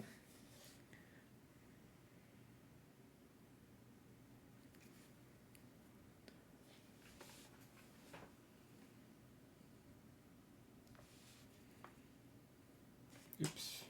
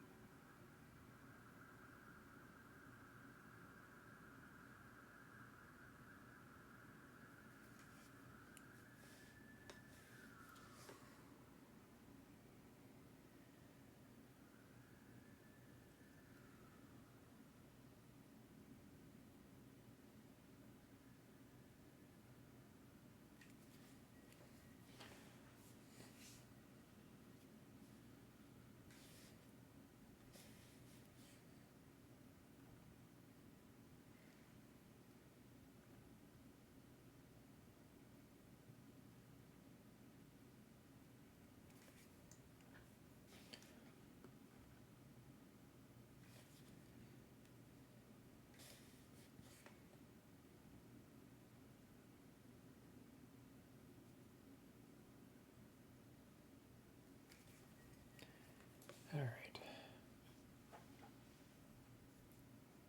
Getting there. Maybe get, oh, let's see. No, I think that's fine as it is, but maybe just brighten up this a little bit.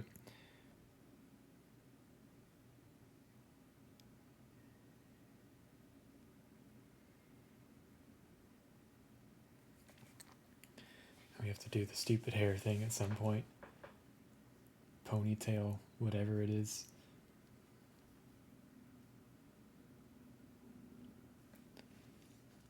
Just while we got this blue out.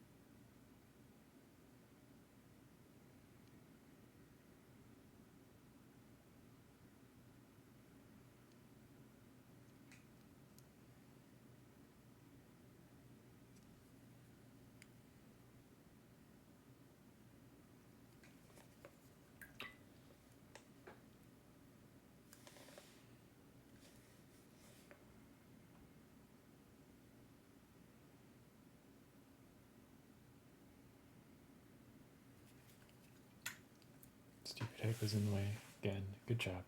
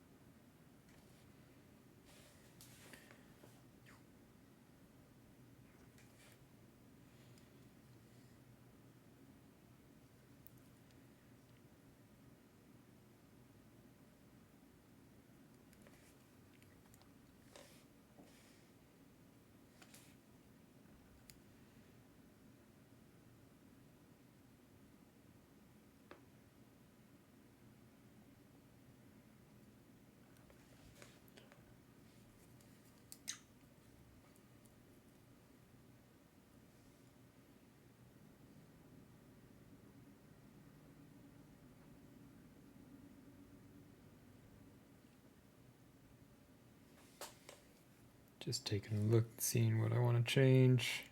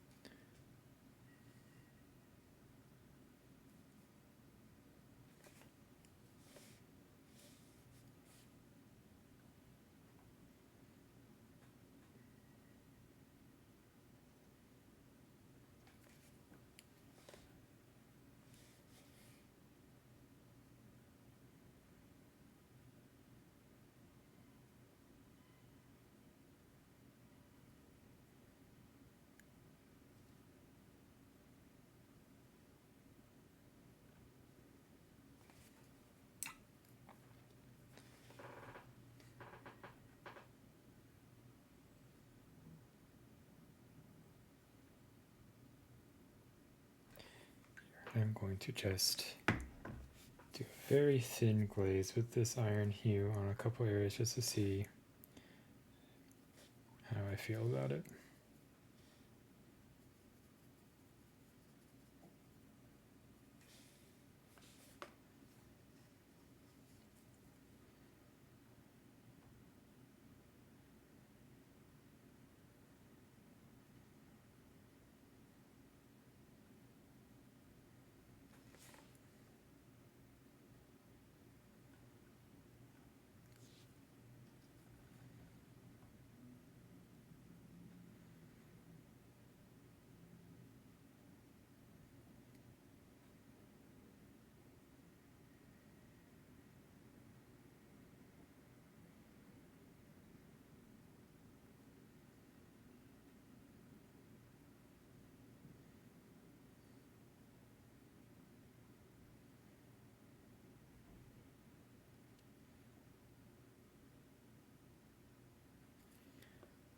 And I'm blurry again.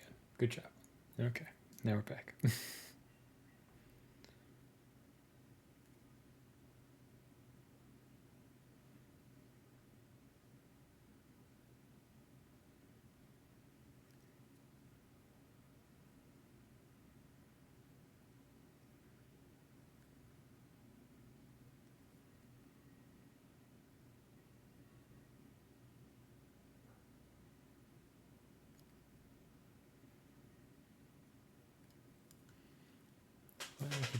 Let's scoot over.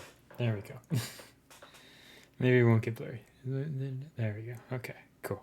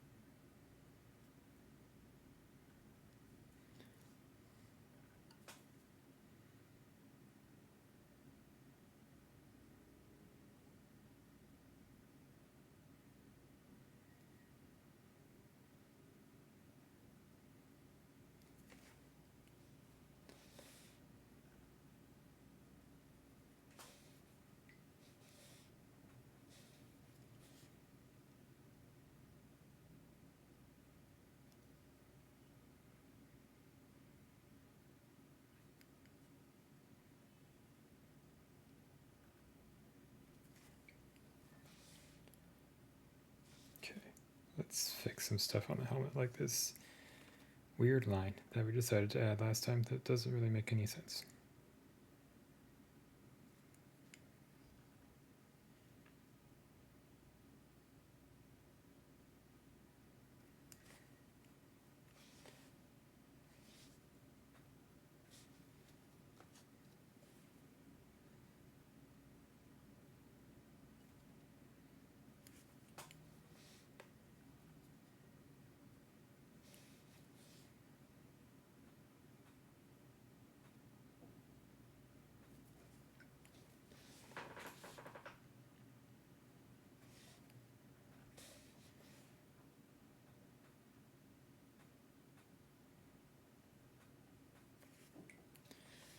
A little bit of black.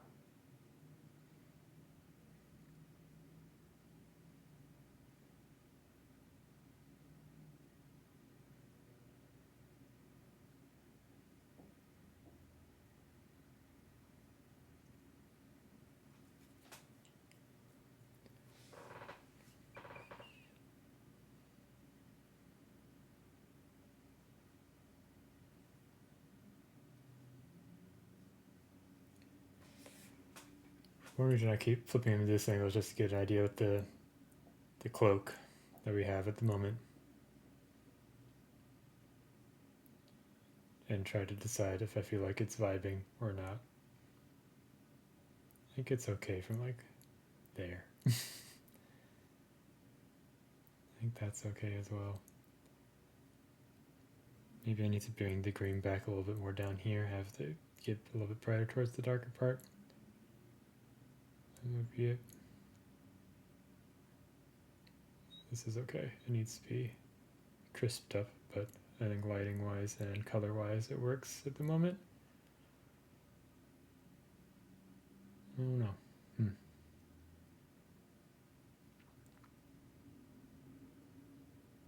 Let's work on this little chunk there. I think I muted it a little bit too much.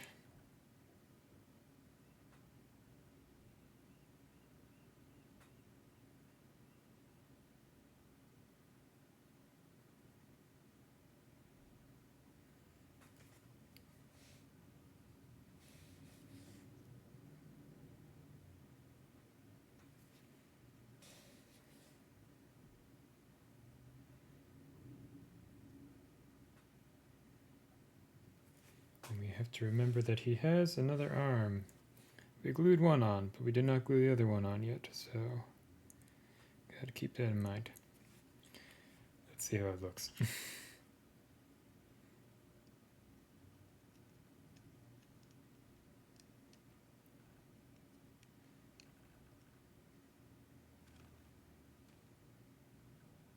Oh, there's still an edge on that chain. Cool. Let's see if we can clean that up. We're gonna snap it off, even though we just glued it back on, right? Right.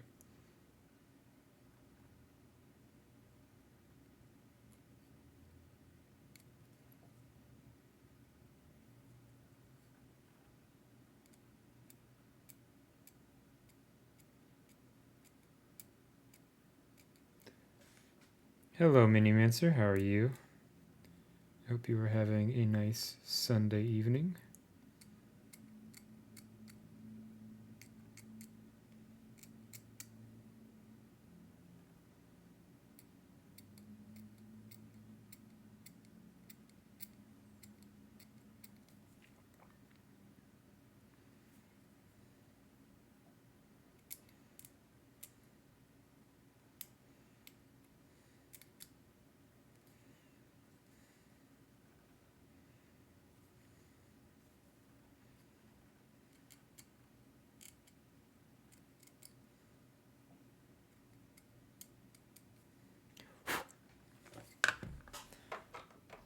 Sundays are meh.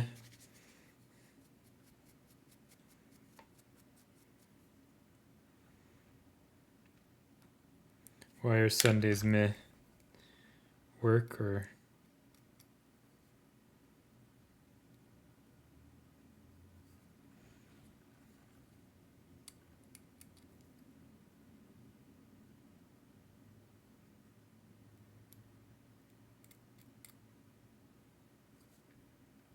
Okay, while I'm thinking about it. Oh, I gotcha. Right. Sundays are not a fun day to be in a grocery store. Because all the dumb people like me are like, let's get our grocery shopping done today.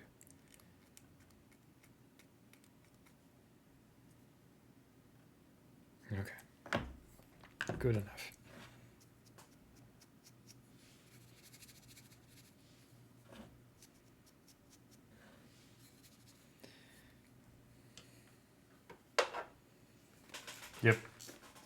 Yep. I at least don't go to like Costco or something on the weekends because that just makes me want to die inside. I think I went to Costco on the weekend like once or twice and I was like, never again. True, but I can also go during the week when no one's there and also get a hot dog when no one's there and be happier because I'm eating a hot dog and there aren't 10,000 people screaming. So it's a win-win. Yeah, I found the best time to go to Costco or other big box stores is like an hour before they close. So if you have to go on the weekend, go an hour before they close because no one's there anymore. And that's okay.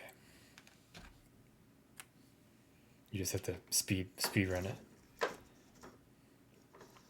You want to woodwork? Yeah, you're watching some woodworking videos also. I don't know if I should put this on stream, but I have the WoW stick. I haven't actually gotten to really use it for anything just yet because I haven't done any assembly, but it's a neat little thing. I've tested on some stuff. New Yankee Workshop. We were watching Ishanti Furniture. He's a Japanese woodworker. I'm also a big fan of Michael Alm. I used to watch Four Eyes a lot, but I felt like their videos got pretty samey pretty quick.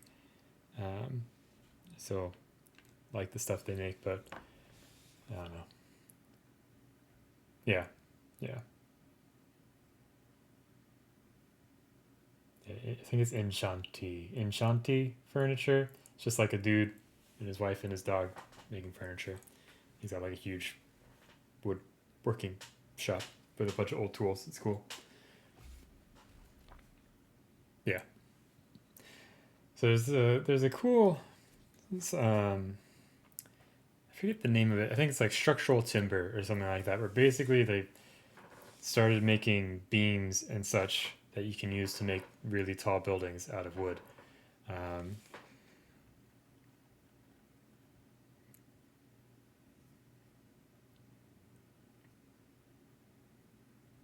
So it's interesting to see projects like that, because instead of everything smelling like chemicals and concrete and everything, you get the nice smell of wood. Yeah. Thanks, K-Sauce. Hope you're having a nice weekend so far. Or I guess wrapping up weekend, whatever words are.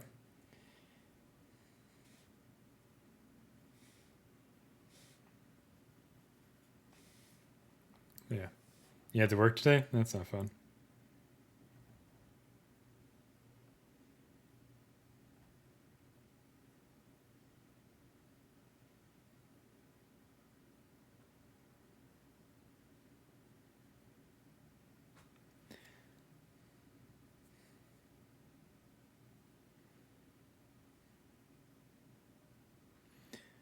Yeah.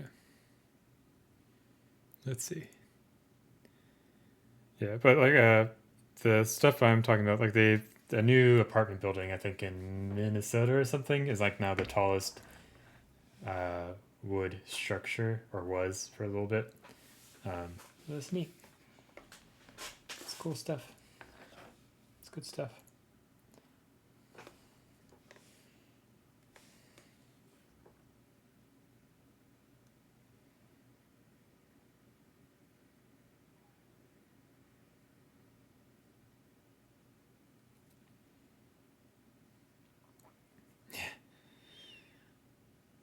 You'll still be alive.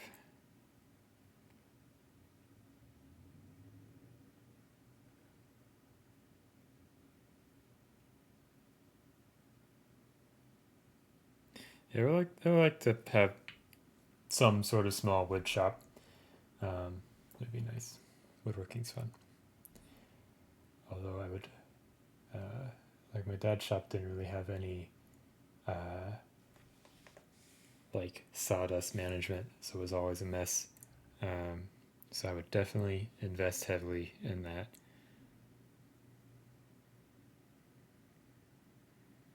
There's all sorts of cool systems you can buy now. My email yet for April for masculines? Yes.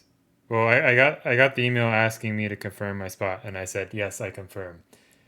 And threw my money at Mark, but not really yet. I don't think we're supposed to pay yet.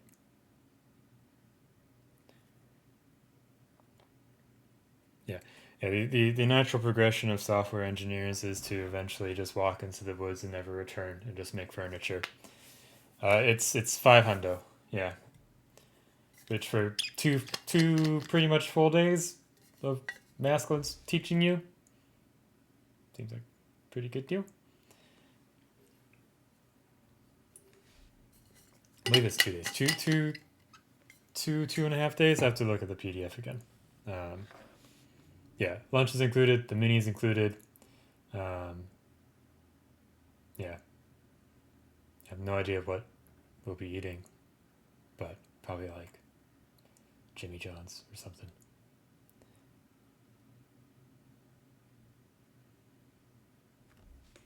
It should have.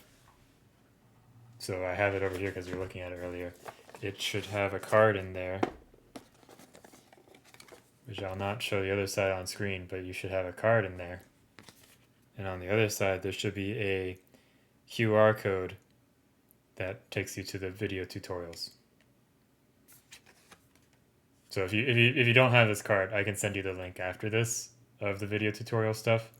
But if you have this card, there's a QR code on the back, which I won't show because we don't want to give Mark's secrets away for free. Look at that. Good stuff. Yeah, $500 for a class like that. Pretty good, I think. I don't know. I haven't paid for many classes yet, so I don't really know average cost or anything like that. But seems like a good deal. I'm debating if I want to bust out the airbrush on the armor.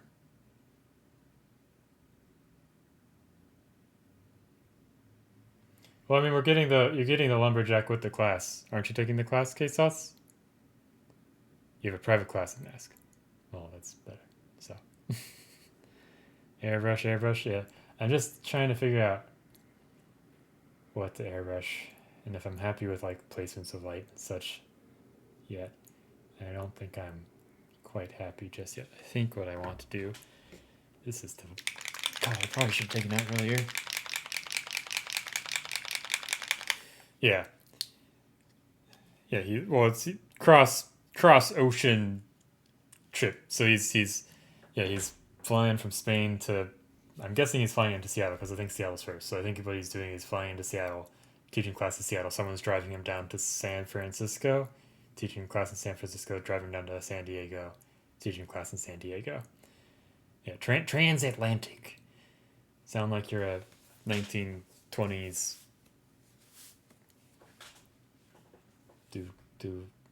doer. Lane? Okay, cool.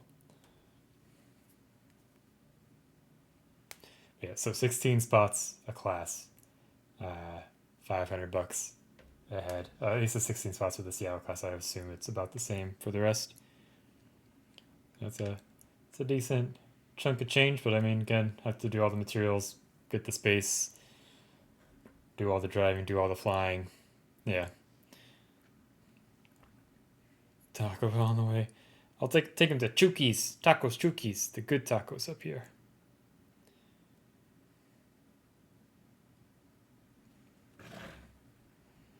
Although it was funny seeing him because last year he did the Georgia class, right?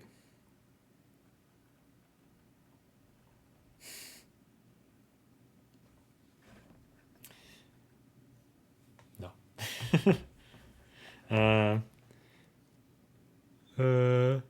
There we go. Okay. Sounds like words that are difficult to think about.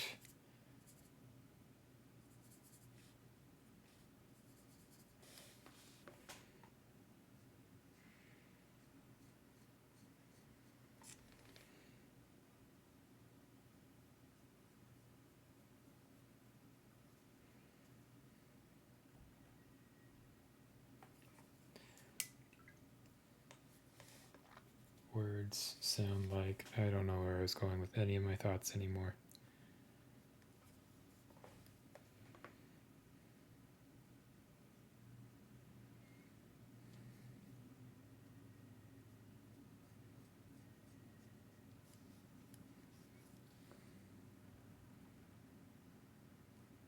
Thanks, Tufting.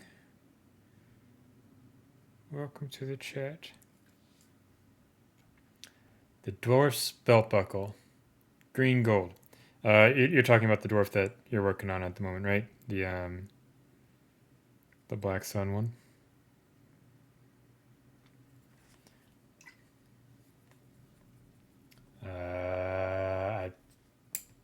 me see if you sent me a picture of it recently. Let's see. All the chats with all the peoples. I'm talking to too many people. There we go. So the bird head thing, yeah, I think some sort of metal is the way to go. I think you can pop up the highlights a bit more, assuming that's the most recent one. So right now it's not quite reading as metal just yet. I feel like it's close, but not quite. But it's getting there. I like the hair. You did a good job on the hair. Nice little brush strokes, some stuff going on. I like the little hedgehog friend. He's a good little guy. Good stuff. Let's see. Oh my god. Come on, mouse. Work with me here. Yeah. Yeah. I haven't watched the videos just yet, or at least all the way through. I think I watched a little bit of one just to get a vibe for it. Seems like it's good. And like it's a great bust. Here, we'll pop it out again. Now there's more people here. We'll not show the QR code. Will be good. Good Samaritans or whatever. Yeah. Just like a very simple, clean bust. A lot of neat texture work that you can do on it, as Masculins has shown with all the different takes he's done of it. I think the hair is pretty nicely sculpted. Not too much going on there. Cast is pretty good. Some cleanup on the bottom. A little bit right there. Not too bad. Not too bad. Of course, you got some M&M. Yeah. Good stuff. Yeah, I'm mostly want the class for how he does skins, because that seems like it's going to be a big focus of the first day. So I'm excited. Only have to wait 2 months. And also, we can do mail time redux because there's people here. Let's see. We got the big novice. I don't know what they did to this box, but it doesn't want to open ever. It's great. Love it. There we go. Yeah. Look at that. Look at that print. Good job, Poots and Co. You're finally doing good prints. That actually don't make me miss your casts, which were not super great to begin with. So, hooray.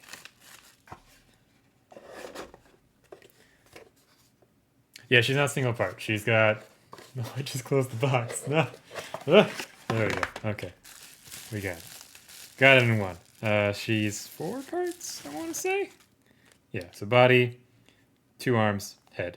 That would make sense since she doesn't have any arms attached.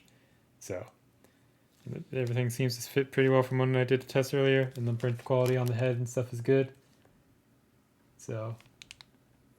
pretty happy about this one. I want to paint this one. I want to paint all of them.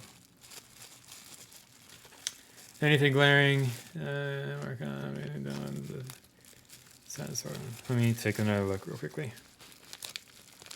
Do we want to pull it up on the stream and take a look together, so I'm not just talking into the void? Let me pop this over. Properties. We want that. We want to say okay. We want to get rid of these. Okay. True. That's too big. Too big. There we go.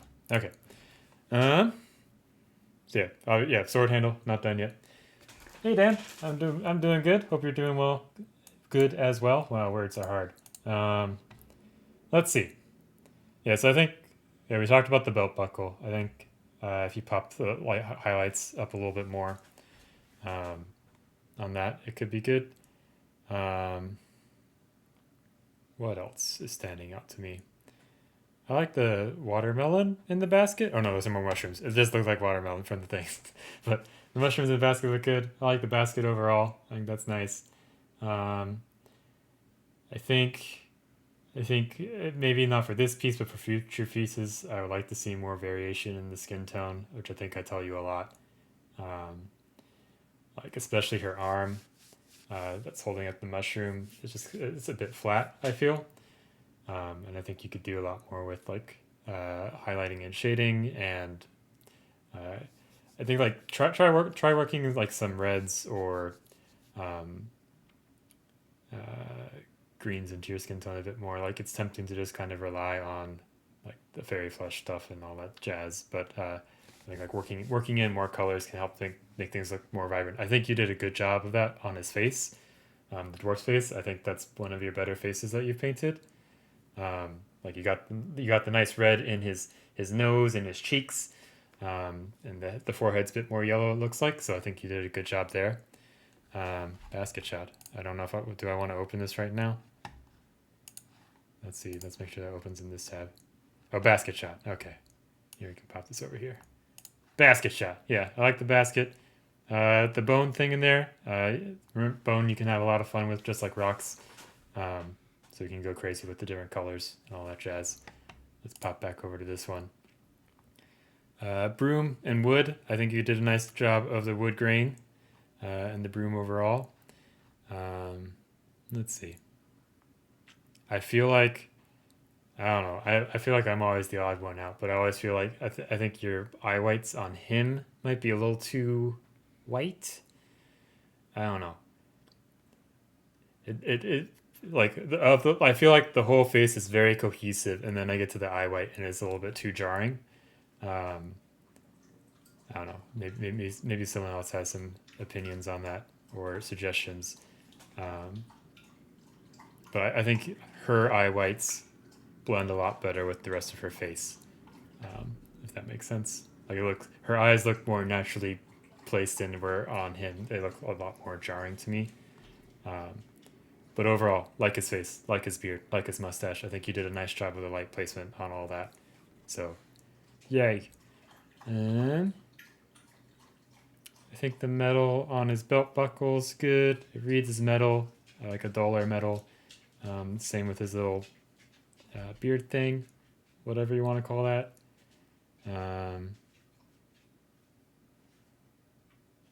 The shrooms in his basket or his helmet, they're good. I think you could have like a little bit more fun with textures and stuff. But obviously, I know. Oh, hey, Poe. Poe has joined. Um, but yeah, like there's a lot more variety in her basket, and his is a little bit more samey. So that you could maybe have more fun there. But obviously, like it's about how much time you want to put into it. Yeah. I think the other thing I want to see, maybe not for this piece, but in the future, I think you're getting better at like light placement on your metals, but I think I want to start seeing some more color in them. Like you've got the good job of like getting them a lot of blue in there, but I want to see like some greens and browns and such because they're walking around a forest, right? So there should be trees and shrubberies and all that stuff reflecting off the metal. Um, you should just get the lawn set. Well, there you go. There you go. Bust that bad boy out. Um, yeah, because like I can tell it's metal, but like just to push it to the next level, get some environmental colors in there. Um, yeah, and I think one other thing, the feathers on her, I think could use a smidgen more love. Feathers are pretty. I guess it depends on the feather. Like if the feather is pretty crisp, they tend to be. Well, it's not like glossy, but or reflective, shimmery maybe. I don't know. Like a nice crisp bird feather that's clean. They have sheen. There we go. A sheen or a shimmer. Um, so if it's more of a crisp feather, I think like you could have more fun with the light on it. Obviously, like it's a big splayed out, flumpy feather, then it's not as sheeny. Um, I guess he also has a helmet stick or a feather sticking out of his helmet. Um, so I think you could emphasize some things on there, especially on the quill. Um, yeah, overall, I think this is another step up. I think like the highlight for me, I think, is his hair and his face. I think that's some of your better work. Um, so yeah, good job. Yeah. But yeah. Also, speaking of, because I see you did some fun stuff on the veils, I just wanted to shout out someone real quickly. Let me see if I can pull up their work, because they've been working on a bust that has a veil, and he's been doing Buck Wild freehand on it. Here it is. Let's hide that. Let's see, is there anything else silly that pops up when I do Twitters? Okay, we'll just do that. This is Atom, who's a member in the Lanterns Reign Discord. But he's been, like, all that stuff on the veil is freehand. He's been doing a crazy good job. I like it a lot. Yeah. So, good stuff. Good stuff from everybody. Let's hide that. We were painting. That's what we're supposed to do here. It's 5 o'clock. Poe is dead. It's tragic.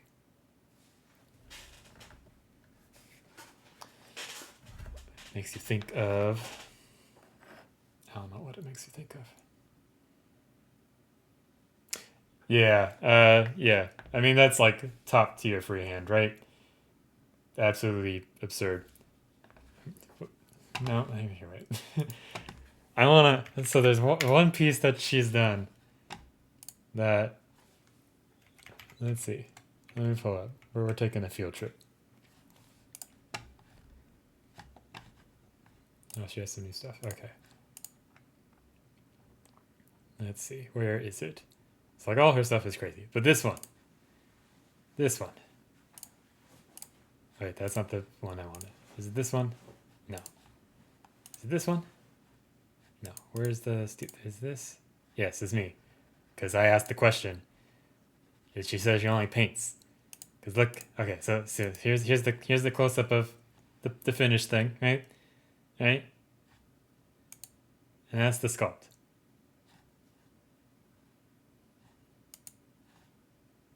What? Like, it looks 3D. It's crazy. It's wild. But it's not there. She just painted it. Good stuff.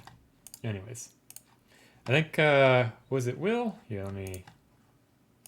I think it was Will Paints that just posted a nice little freehand wheel brightly. There's a lot of wheels. I want the search to go away. Yeah, there it is. Okay. So he just posted this of how he did the freehand on that. I think you did this bust recently, right, Minimancer? This is from Kensho Miniatures, which I have a sticker of, which is not going to show up because it's dark. The same one who did the Cyberpunk Lady bust that we did a little while ago. Yeah, just showing his process for how he did the axe, which was neat to watch. I always like seeing process things like this because it's a good reminder that, like, they don't just always go in and paint all the little delicate bits right away. It's a lot of sketching and refining. Like oops, that's not what I wanted to click. Just to get there. Like even looking at like traditional painters. Yeah. Yeah, like looking at traditional painters and like how they approach painting is inspirational. Okay. Mr. Benny's posting things again. Everyone from Crimson Brush is posting good photos of their pieces because they got Dave to take pictures of everything, and he knows how to take pictures of miniatures. So lucky them. Okay. Nah, it's fine. It's fine. Gave me something to talk about and try to think about how I'm painting this a little bit more. And what I'm thinking is I don't like this blue line. It's not right. It needs to be farther down.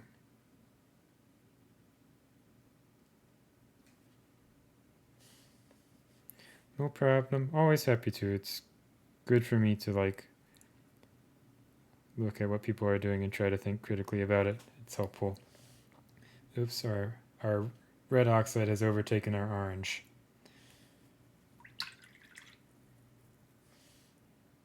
Tragic.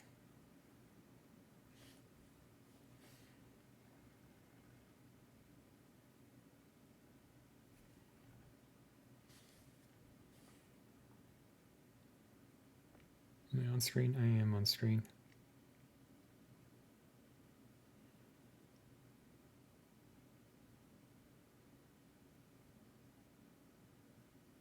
Yeah.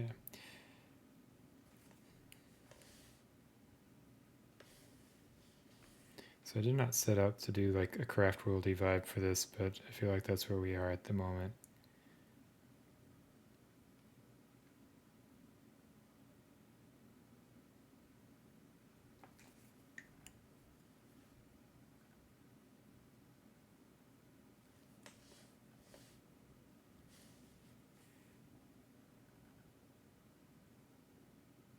I would just like more people to paint miniatures and sunsets so I would have more reference.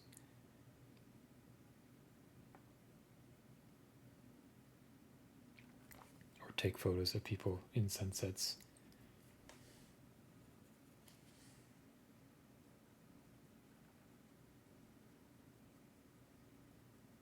Yes, I know there's still grungle marks on the chains. I don't want to think about that anymore. Hey Necromancer, how are you?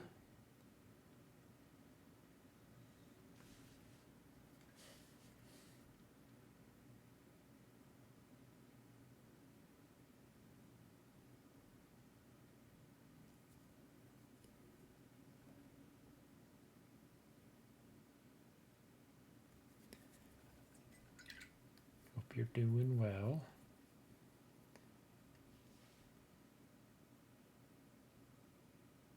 Let's see.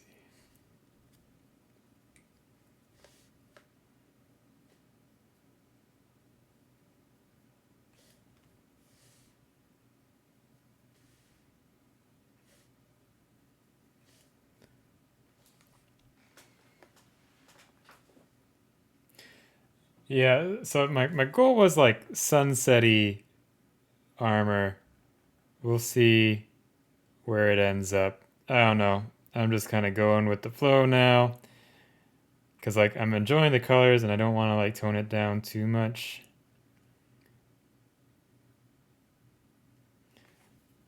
And I think like looking at like the few pictures of like people in full plate standing in sunsets, like it's obviously not this extreme. But whatever. We'll see where it ends up. Just wanted to try something different instead of just busting out the Pizarski set. Doing some painting, nice. What are you working on? Yeah, I think the thing to keep in mind with like how Dano's doing it, like he gets a lot of colors in there, right? Um, and then douses it in peanut butter. Um, but yeah, like I think it's good to like look at how other people paint skin. Like Matt, like speaking of masculines, like he has a bunch of videos and like little step by step photos on his Instagram. I think those are pretty helpful, even if it does become like draw the rest of the owl at a certain point. Overcast on, yeah, so, somewhere in that ballpark. I also need to start getting the gold going, and I think maybe that'll help things out. Um, the Jingle Man. Oh wait, oh yeah, okay. The blue hat and all that stuff. I saw you post the whip in the paint water. All right. Speaking of, maybe let's let's start doing the gold a little bit. Maybe. Also, let's turn on the light in the room so it's less grainy and horror movie looking. There we go. Okay. All right.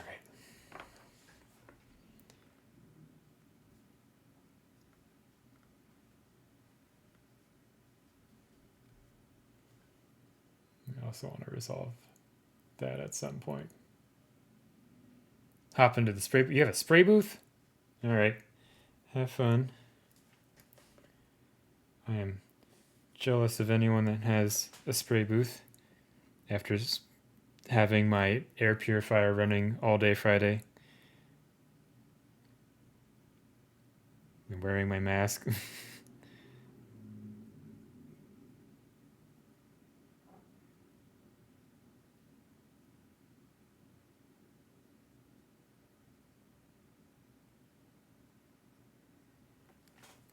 because I was painting a.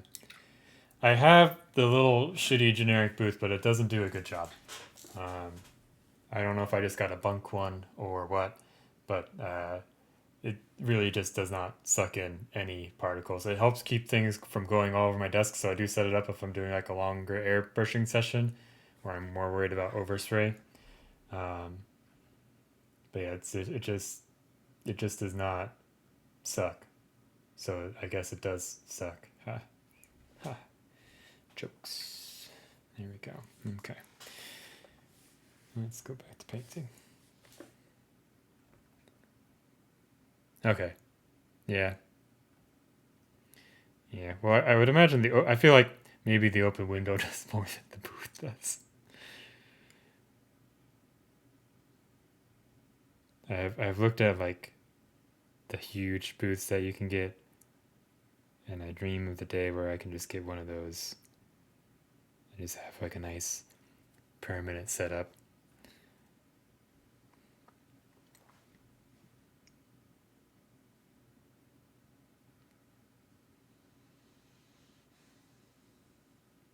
It's like most of the time I'm just doing a little bit of airbrushing, and it's not bad. Purify can handle it. It's all good. Um, yeah, maybe I should just try getting like a different kind of filter or something, because I've seen some people just stick like a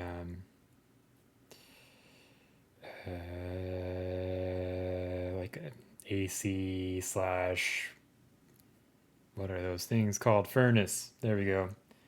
Furnace filters in their thing. Maybe that'll work better than the stupid foam thing that's in there.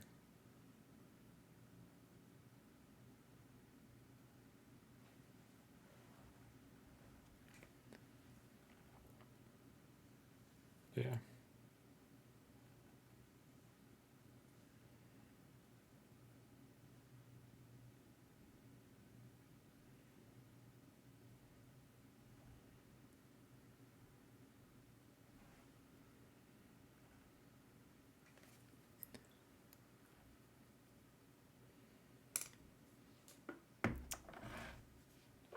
Smooth buildups, downs, and shade.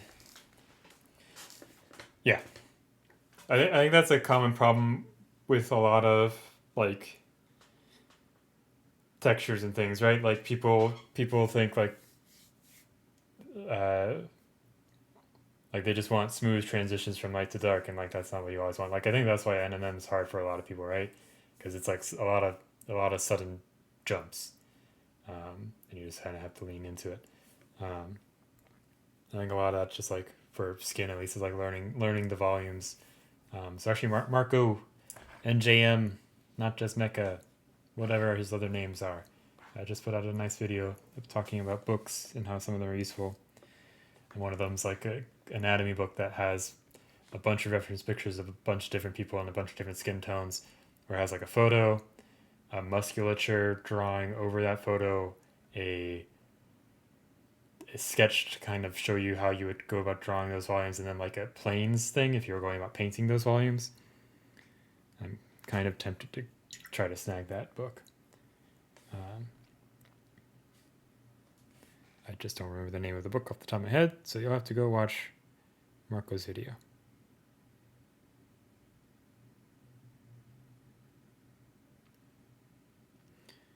Yeah, and like expanding upon that point, everyone paints differently, but I do think sketch and refine is a valuable tool to learn to see if it's good for you, or you just say screw keeping things smooth.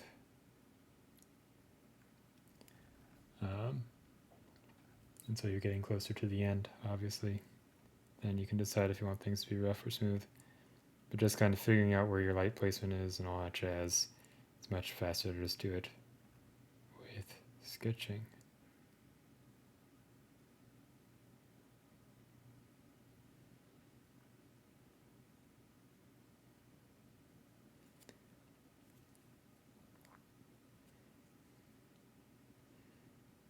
Of course, you've been watching me fiddling around with tiny little adjustments for the last little bit, so I guess do as I say, not as I do.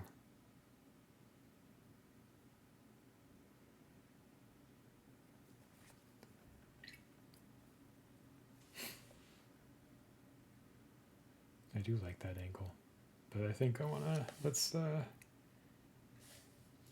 some oranges in this pink.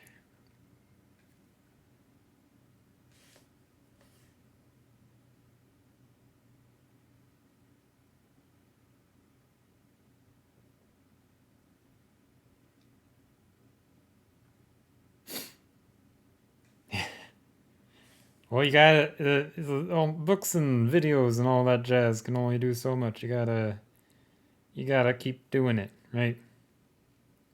Gotta keep trying. The more time you put into it, well, I don't know. Putting in more time is part of it, but also making sure the time that you're putting into it is like purposeful. Like the silly expression that I always say, which is practice doesn't make perfect. Perfect practice makes perfect.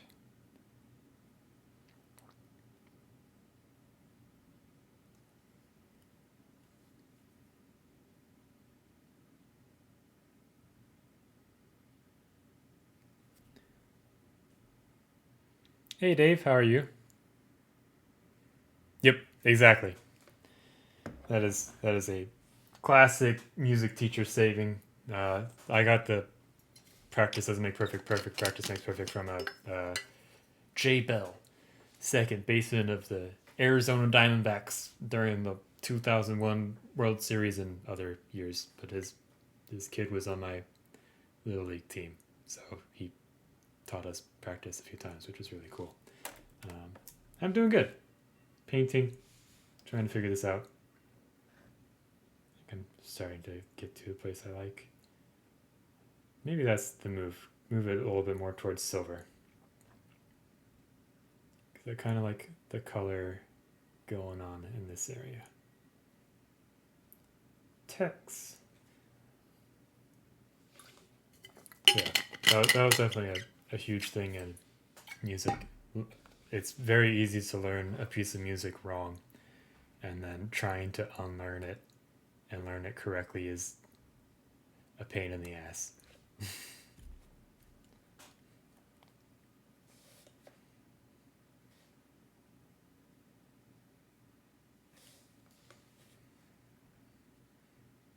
Yeah.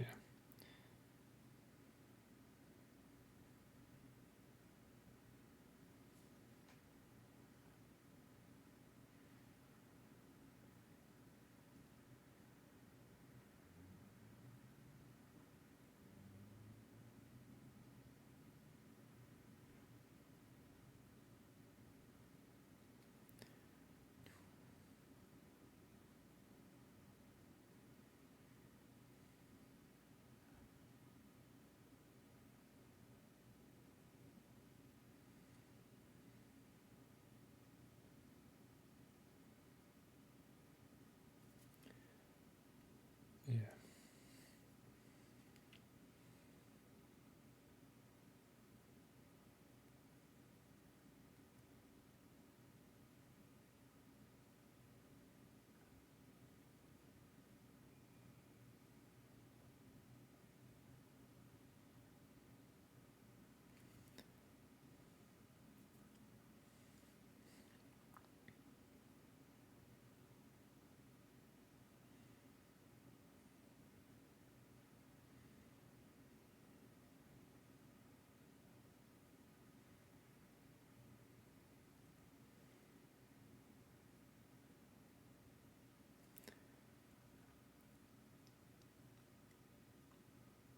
Yeah. I think one thing I've been struggling with a lot lately, not like strictly painting wise, but related to the hobby, is like how long to spend on things.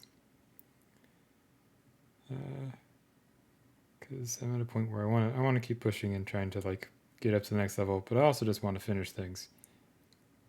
I think that's always just like a difficult balance to strike. And it's been more difficult the last few months or last month or so because I've been doing a bunch of other hobby stuff that's not minis. Like the stupid train. We're almost done. Almost done. Getting there. Yeah. Yeah, I think that's my goal for this year as well. Like, even though I have a lot of things I want to paint, I think I want to just take my time and try to make sure that what I'm painting is at least a step up in some way. Maybe not every aspect, but there's at least like one thing on each piece I can point at and be like, that's, I either like tried something new there or that's the best X that I've done. So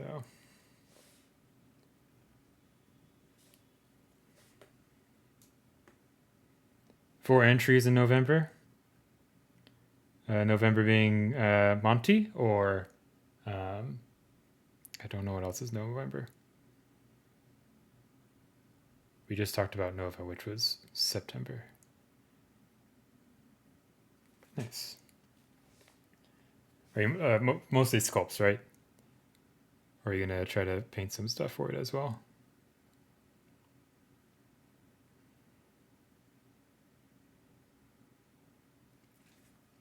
Nice.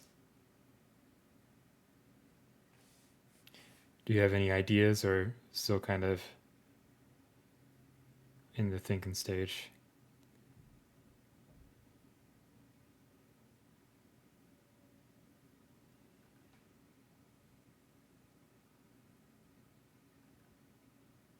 Put decals, varnish the mat. Oh, nice. Very cool. Yeah. There is a small part of me that wants to learn how to sculpt, but I think what one thing I want to try before the end of the year is do like kit bashing might not be the right term, but like in that vein of like resculpting a model to like repose it. I think some ideas I have around like trying to do the worthy AMG Marvel Crisis Protocol competition at some point would require like resculpting the model. So I want to try to figure out how to do that well. So yeah. Yeah. You need to bash kids together. Kid bashing. You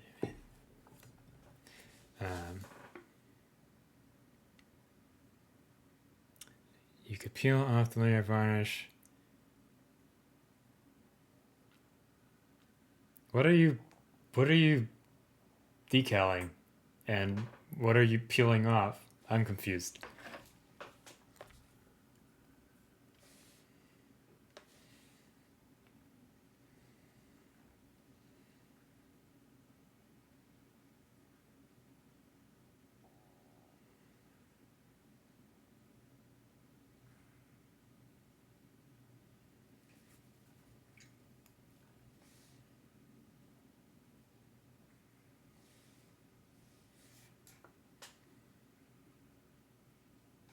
Okay. As you do.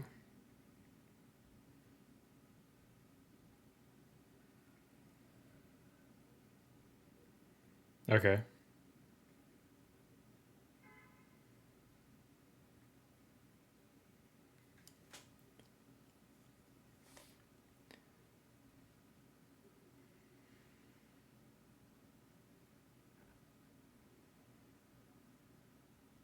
Okay. I think I might. I think I might bust out the airbrush now. And I'm going to be full of regret doing this, but we'll be full of regret together. But I want to smooth some things out. So, we're going to figure it out.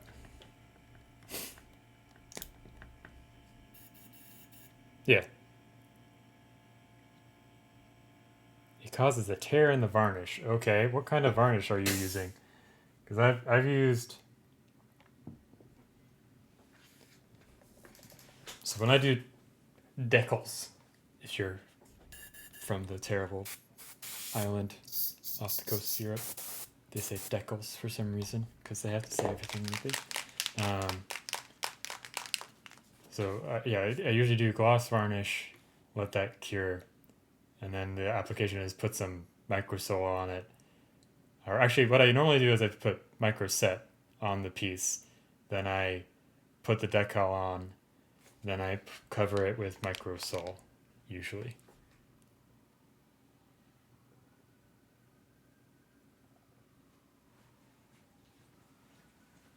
Okay. Well, so you're talking about,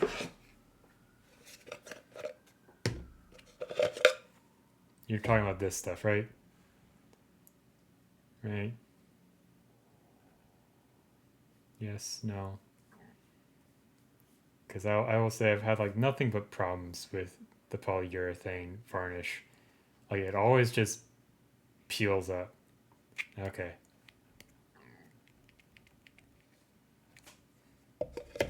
So I'm much more of a fan of like I have a gloss version of this as well, but like the Mecha varnish for acrylic varnishes is pretty good. I don't know, the polyurethane stuff is kind of weird. I know the Cult of Paint guys use it a lot for their oil washes and such to get it on the recesses. I don't know.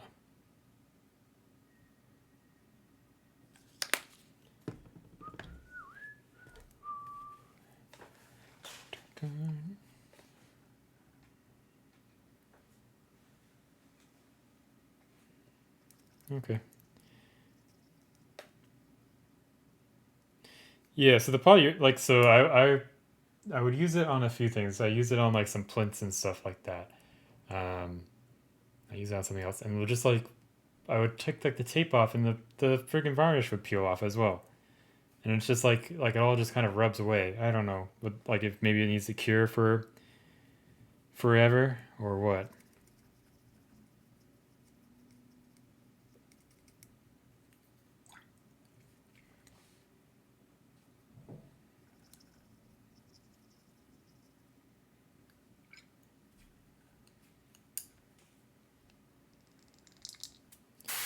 So I know like with the Vallejo model primer, the normal stuff, I would have to let that cure for like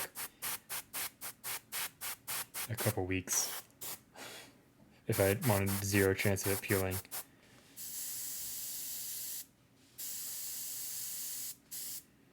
Alrighty.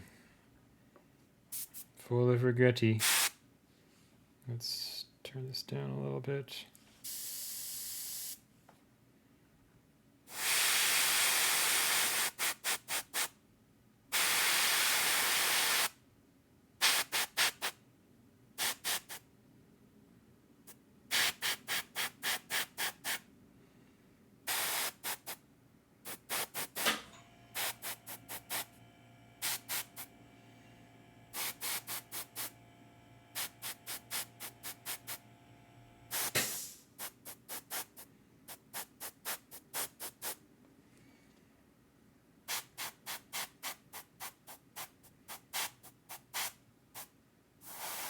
Yeah, Mecha Primer is great. I use Mecha Primer whenever I need doing anything that I'm going to be like handling a lot, either while painting or just in general.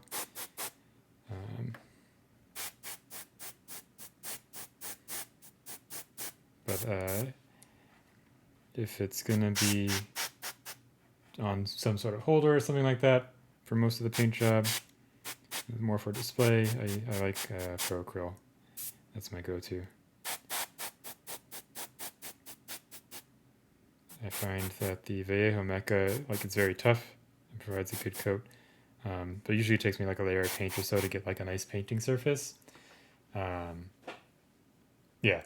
yeah.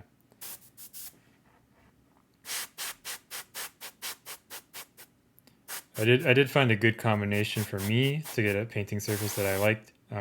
If I'm using Vallejo Mecha, I'll instead of using an ink for doing any sort of zenithal sprays, I'll use the Pro Acryl Bold Titanium White because that'll give me like a more matte finish. So then like my paint will grab onto it a little bit better, and it still sprays pretty smoothly. Not quite as smoothly as inks, but pretty good. Pretty good. Yeah, yeah. I highly recommend the Vallejo Mecha. Yeah. I would say I liked Pro Acryl quite a bit. I think like it's good for some things, not good for others, like all paint ranges. Thanks, Eons of Battle. We're trying some new stuff. You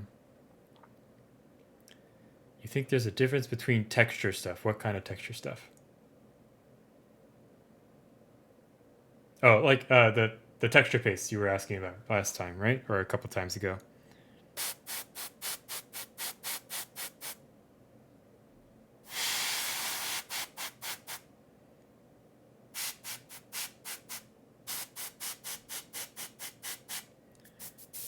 Yeah. I don't think so. I think like between like Vallejo and AK and MIG, like I think they're all pretty similar. I think like Vallejo's textures all tend to kind of be very similar. Like there's some that have some differences to them. Like they have the asphalt / volcanic rock one, which is pretty neat. I've used that on a couple of pieces. And then I have like their just kind of typical brown earth. Yeah, I did just recently get the AK concrete. I haven't gotten to use it on anything yet, but I've been wanting it for a while for like some cyberpunk stuff. And it looks fun.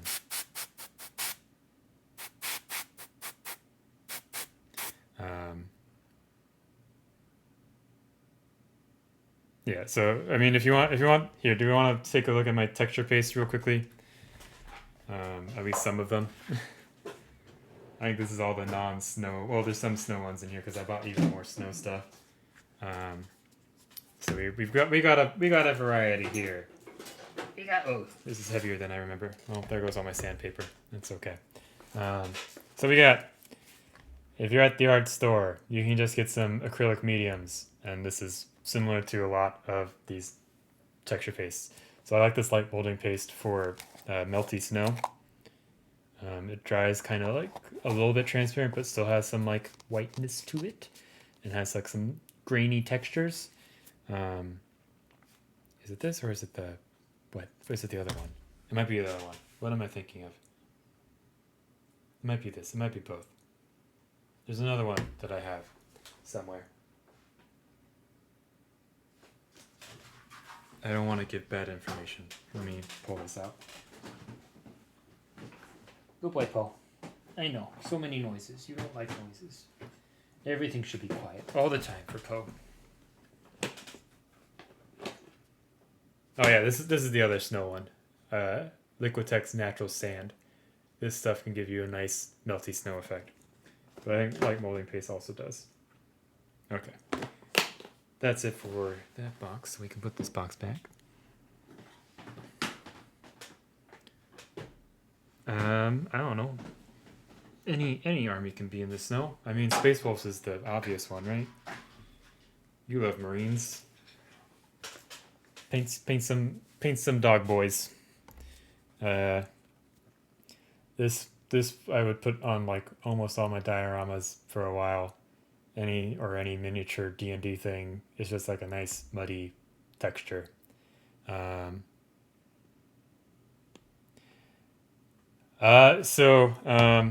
have the. I'm not gonna take it out because it's very messy. But I have that precision ice and snow powder stuff, and I've used it once or twice. It's very messy, so I will pre-warn you with that. But I think it does make a nice effect. So it's like a very fine powder. You should definitely wear a mask when you use it. But Swinson just showed how he does his snow effects, and all he does is he takes Woodland Scenic's Snowflock and PVA glue and mixes it up and then puts it on the base. And it looks pretty good. Like, very good.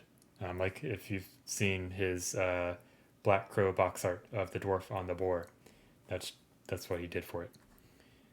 So yeah, muddy texture. I like this one. If you want mud, it's a good one. The concrete we just talked about, I haven't used it yet.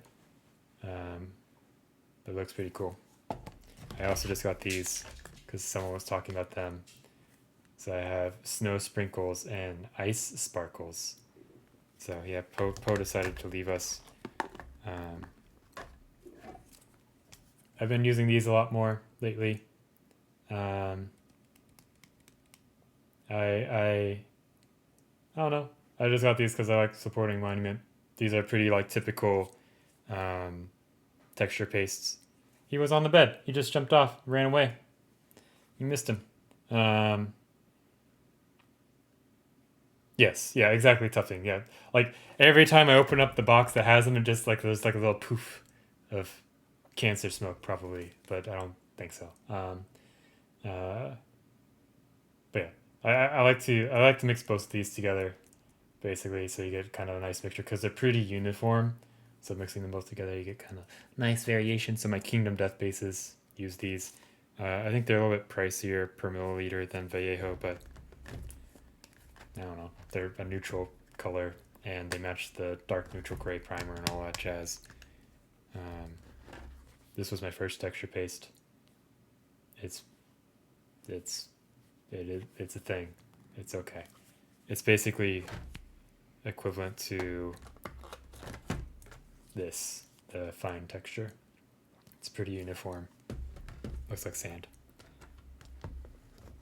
And then my one Citadel texture paste, the Grell Earth, because there's no better crackle texture paste. I've tried Golden's crackle paste and such, and that didn't do what I wanted. So yeah, I think you told me about that. It's a good idea. Obviously, you can make your own texture paste if you want. Just get some glue, some primer, and some sand, and then mix it up. That's basically all it is.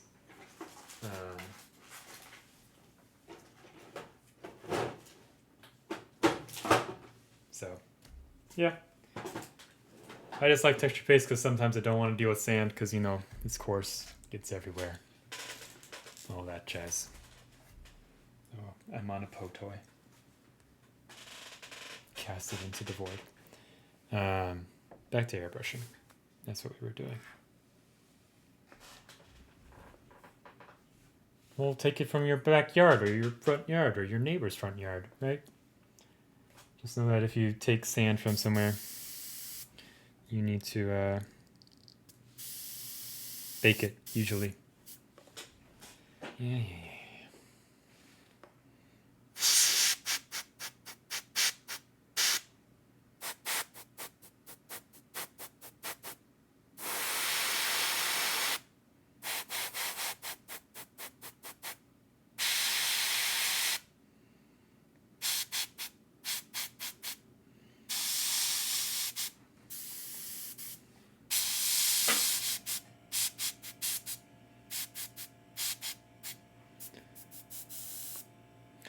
Nutmeg on your meat.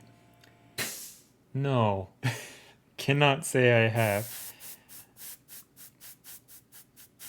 If Minimancer is still here, maybe he can weigh in on that. But I can't say it's a good idea.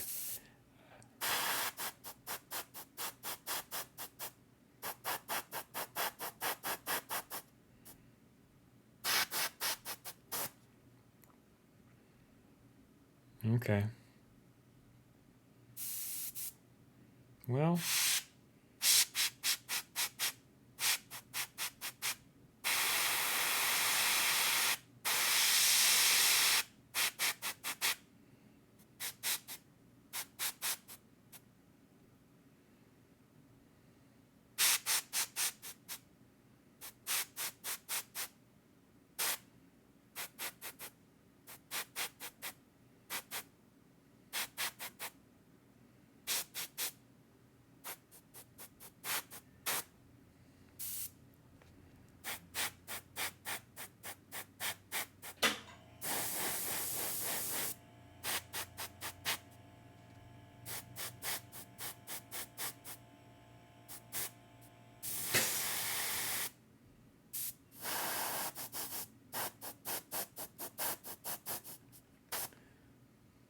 That is true. It may not physically kill you, but maybe mentally.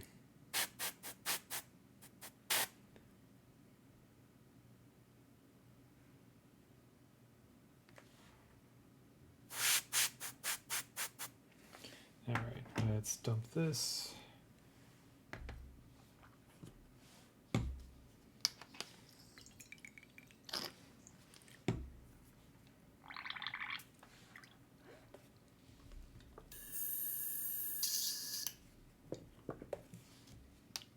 Oops, missed. Nobody saw that. It's okay.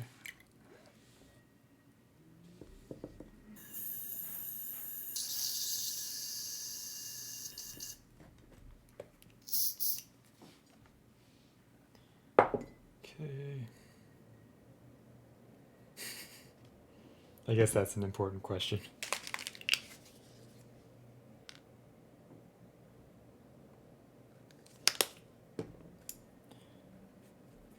It's 5:40. Okay. I wanted to do shadows. Let's get out some more of our magic sauce. 2 to 4, so 2 to 4 shakes of the container, or like actual dashes, because I think dash is like an actual measurement, right? Okay. Was it open on the big side or the little side?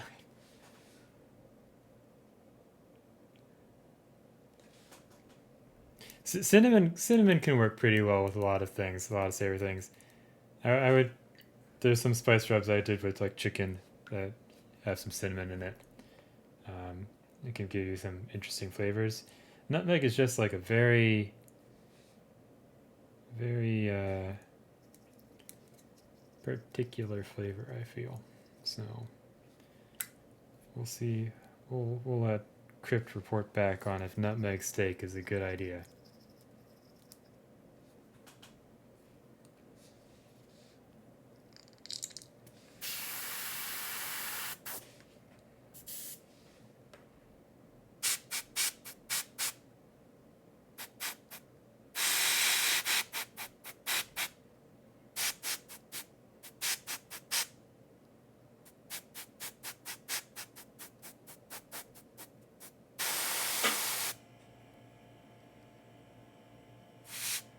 Am I on screen? I'm not really on screen. Strip steaks package for stir fry. Okay.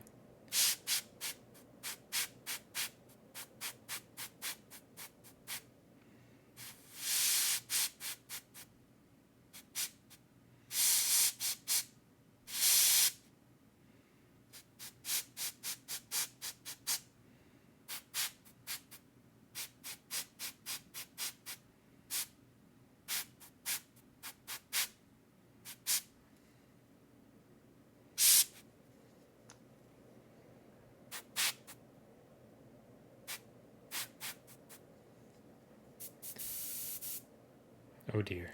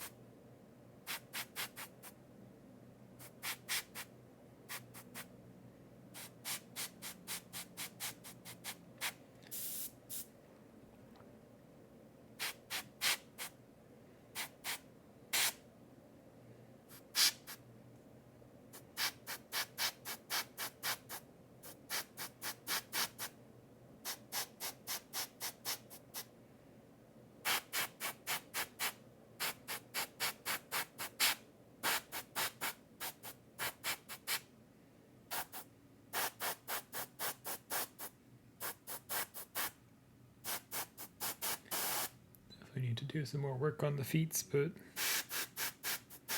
we'll see.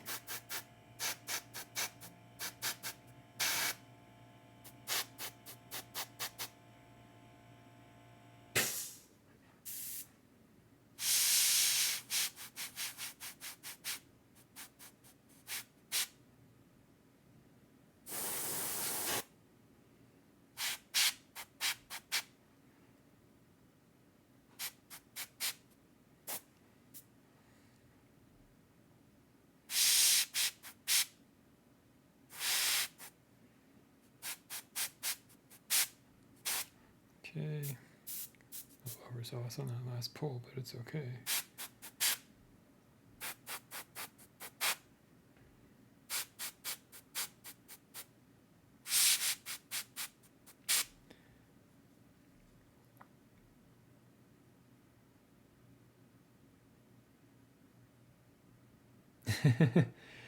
Yeah, that always happens. Unexpected.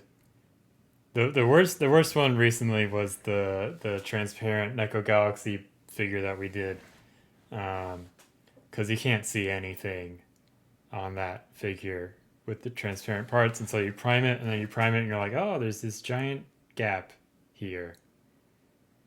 Great. Let me just see if I can fill that up with some glue, because I don't want to bust out metal put right now, and no one will ever know. Alrighty. Let's bust out a different color.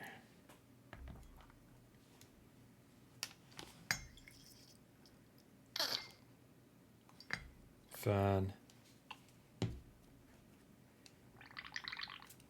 Well, not really fun, but you know what I mean.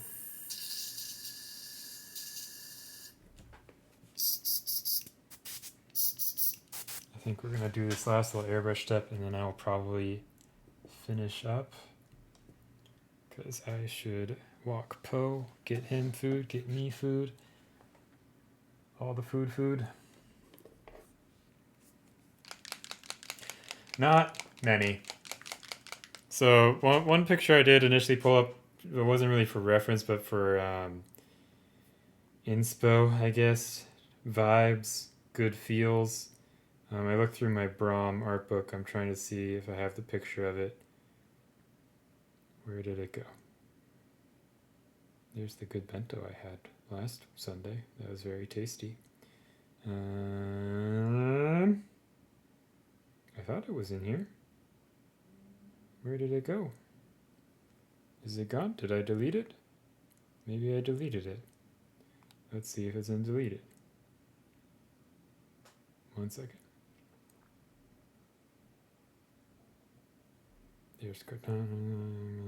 There it is. Okay. So this piece from the Brahm art book. I don't know, just to kind of get a sense of lights. But like I couldn't really find any like fantasy artwork and like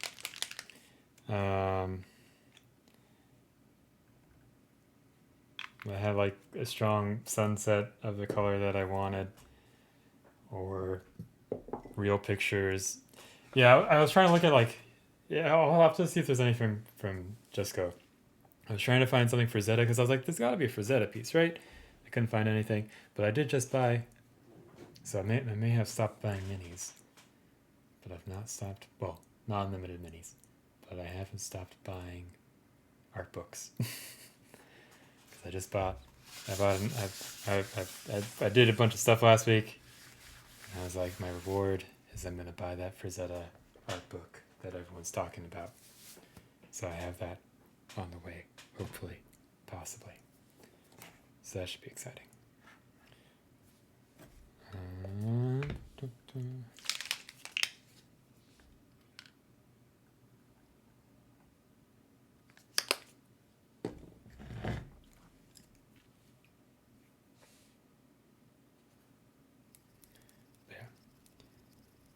Yeah, I was trying to like find like dark sun things, or I don't know, maybe my Google foo was weak when I was trying to look for things.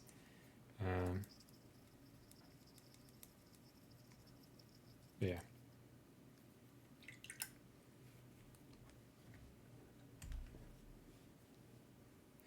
I was also looking through the arm familiar Instagram that everyone follows to see if there was any like real pictures that I could look at. And there's like some, but they're all very, I don't know,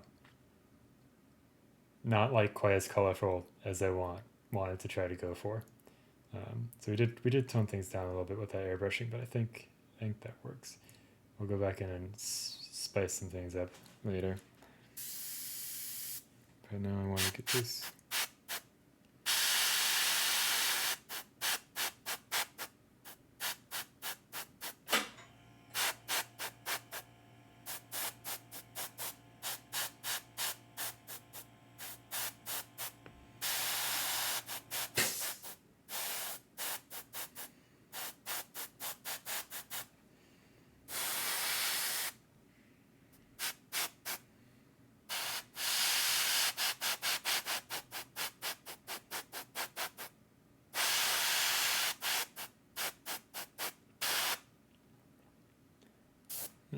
through overzealous. Maybe I should have sketched a bit more before doing this step, but that's okay.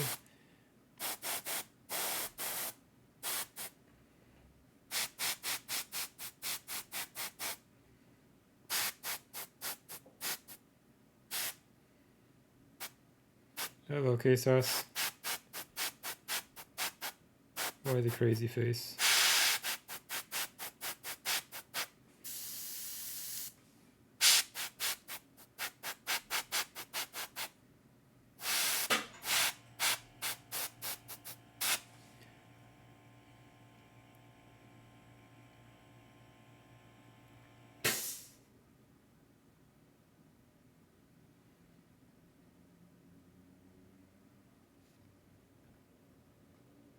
His face looks very green.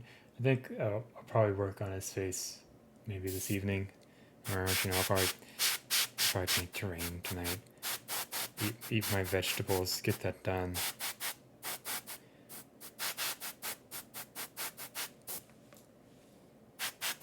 Okay, now we're gonna do the opposite. Our squeeze bottle disappeared. There it is. This is not the cup to pour out. You done. You doohickey.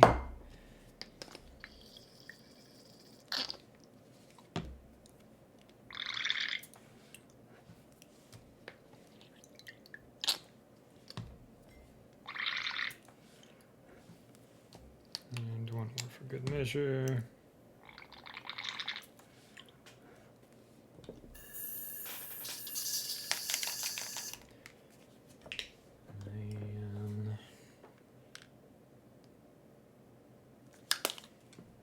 Grab some of that do cut. Yeah, do cut though.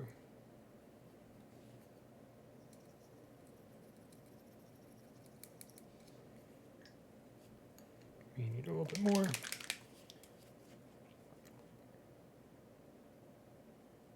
Okay, man.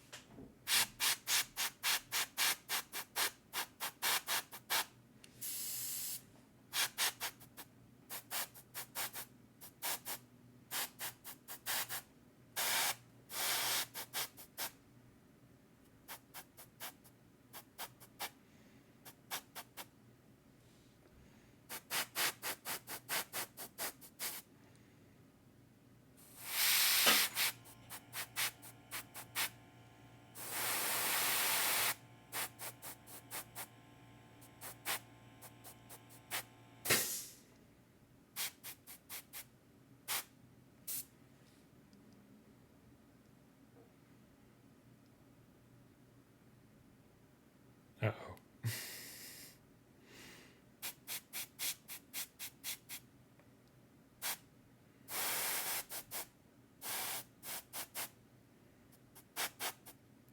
You okay there you okay over there, Crypt Shadow?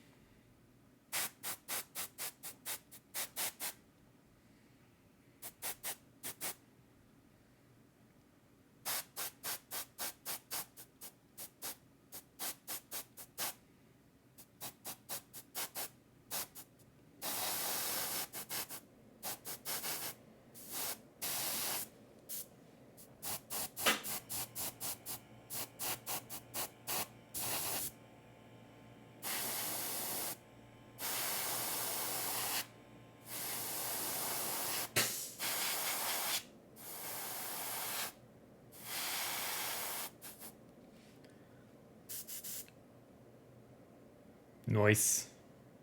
Everybody's doing all the project prep, it seems like.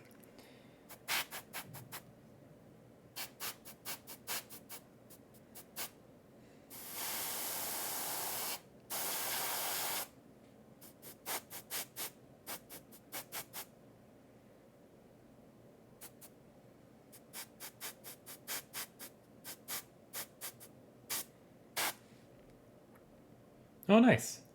That should be fun. What topics are you covering? Or I guess what's the gist of the class?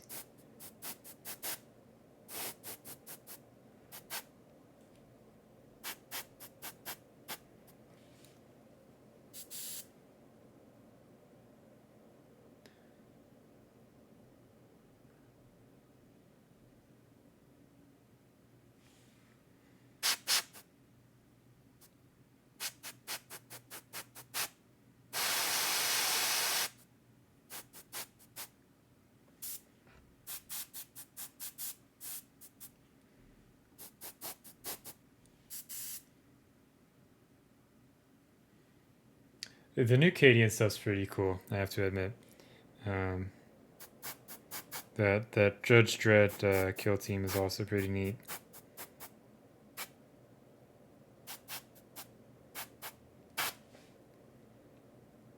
Nice. Very cool. Should be a fun time, I hope.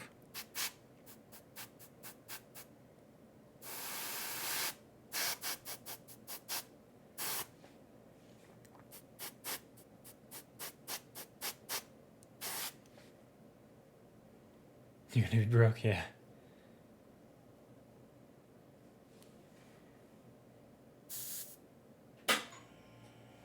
Yeah.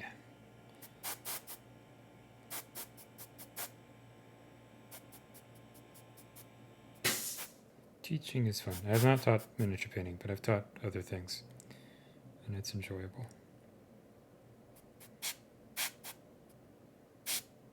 It is definitely a hard thing to do.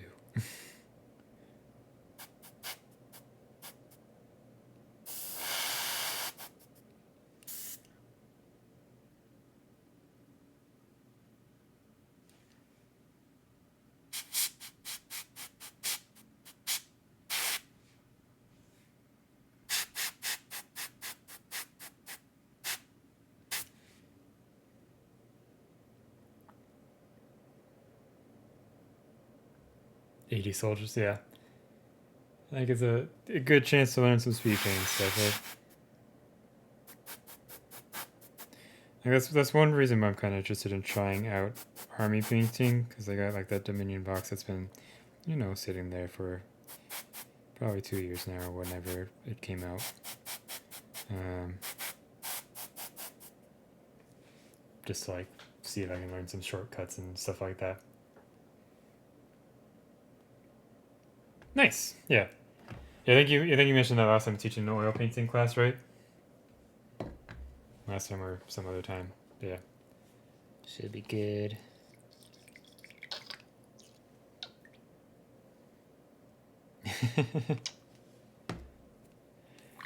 Yeah, well, I've been doing my own version of batch painting, which is terrain. It's like, I don't know, it scratches a different itch.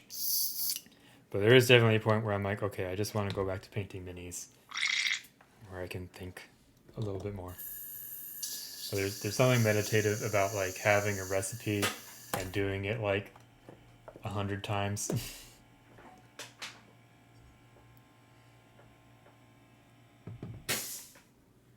And I think the best advice I've gotten both for terrain and batch painting minis is work in small batches. I don't always follow that advice, and I almost always regret it when I don't. But basically, do a group of 6. Shut up, Siri. No one likes you. Do a group of 6. Finish that group of 6, because you get that. Yeah. Was it Trav? I don't know. Someone else. I've also heard it from the Dwarven Forge guys. But you do group of 6, finish that group of 6 because you get the high of finishing a thing and making progress.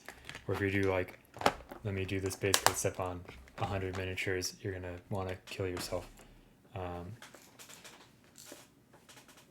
Yeah. Yeah. So I've been painting here. We're wrapping up. So I've been doing this D&D terrain stuff, just very quickly, messily. It's made out of they call it dwarvenite, but it's like a PVC ABS blend. You can chuck it across the room. It's great. Yeah, all sorts of pieces to make. Yeah. I went. This is from their Wildlands Kickstarter, which I went decently big on. Not huge, but a lot. Yeah. Their next Kickstarter starts a week from now. It starts on Sunday. It's all cities stuff. So if you want cool cities, fantasy cities terrain for D&D, it's the time to get it because it's cheaper in the Kickstarter than it is on the store by quite a bit. Yeah, this is all dry brushing. Basically just base coat, dry brush, rinse, repeat a few bajillion times. So it looks like this when it's not painted. So yeah. Yeah, there's something fun to painting with terrain. I think especially if you're doing like Warcry or Star Wars Shatterpoint, like you can have a lot of fun weathering it. Go to town. All that jazz. But I think we are going to stop here today. So I think I'm happier with where the colors are. I think it looks more sunsetty instead of just pink for the sake of being pink. Yeah, buddy. All the shatter points. And the next steps will be going back in with some white or brighter colors and crisping some things up, and some darker colors and crisping them things down. Then I need to figure out the gold. I think I'm gonna mostly leave the legs pretty dark because they're like not really important. But yeah. So we're gonna wrap it there. Thanks for hanging out, everybody. It was nice to chat with everyone. I like it when I can chat. It's good. Otherwise, I feel bad because I'm just sitting here in silence, and I know it's not exciting to watch. But yeah. Let's see if there's someone I need to raid. Thanks. Yeah, I wanted to try something different. I don't know. So the last time I did Sunsetty was... Oh, this is going to be very dusty. So, I've done... Oops, this is big. We did sort of Sunsetty on this, but I did feel like it didn't. I just realized she also has a green cape. Yeah, fun. This was over a year ago, I think. It wasn't this past December, it was the December before that. I think this is when I first more directionally lit pieces. Do all my pieces have green capes? Ah, shit. A lot of them do. It's either green or blue. I think it's because I always see people do red capes. And I'm like, it gotta be different. What's the opposite of red? Green or blue? So... yeah. Sunsets are pretty. But yeah, that's okay. I'll change it up. We want the goal for this year is get better at lighting. So I figured I'd start with sunsets, and then I want to try some different things. One more miniature shout out before we go because I thought it was a cool lighting thing. Let me pull it up because he posted it in the Dirty Paint Water, but I believe he also posted it on his Instagram. If you're not familiar with Liam Paint stuff, you should be. That's the wrong window. That's the right window. Oh, I haven't liked this yet. No, I've liked it. Okay. This piece by Liam, who he got fan choice at Crimson Brush, which we can take a look at that piece real quickly. But I really like the lighting he did on this. I think I want to try to do something similar We talked about doing something like this with the cyberpunk piece, and then I chickened out. So I want to actually do it. I want to do it. Is the daylight bus the Ignis Arts one that you've been working on? This is what he got People's Choice for at Crimson Brush. He does very good bases and very good painting. He did a resin pour recently that I liked a lot. This one. Look at that. Look at that crispy resin. Apparently the secret is to sand it. So we're going to try that next time we do a resin pour. I bought some 8,000 grit sandpaper or something silly. So this is indeed green cloth. Cool kids like green cloth, apparently. Yeah, I'll drop his Instagram in the chat for anyone who's is too lazy to type in his username. Yeah, I've been a fan of his work for a while, so it was nice to see he did really well at Crimson Brush. And he seems like a good dude, which is always nice. But we're gonna go raid. That's what we do when we end streams. After we said we're ending 10 minutes ago. Let's see. There's a few people on. I think Bicephalo is in Spanish, so I don't know if that's the best place to go raid. We've raided those people on. Let's see if there's anybody new. Yeah, he paints the Warhammers like half the people in Australia do, apparently. They all do this great display painting, and then they paint Space Marines. I like when people give Dave Cowell shit for painting Space Marines, even though they're amazing. It's just funny. Okay, let's see. Miniature figures. Nobody. Minis. It's me. Miniatures. Okay, there's some people there. It's the usual suspects. The Gucci of minis.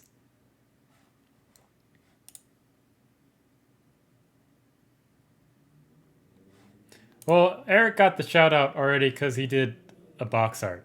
He did the box art, so he got his shout out. $80 for which mini? None of these are jumping out at me. I love trying to find people to raid. Isn't it so much fun? Let's see about Warhammer. Is this in Spanish? It says Figuras de Miniatures. Let's pop him open just to see if it's in Spanish or not. Hello, Acrylic Geek. You caught us right at the end. If anyone has a recommendation for where to go, feel free to shout out. Otherwise, we'll go somewhere.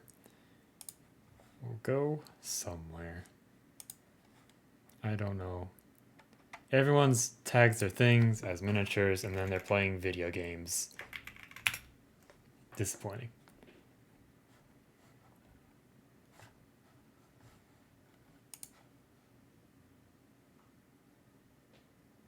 Yeah.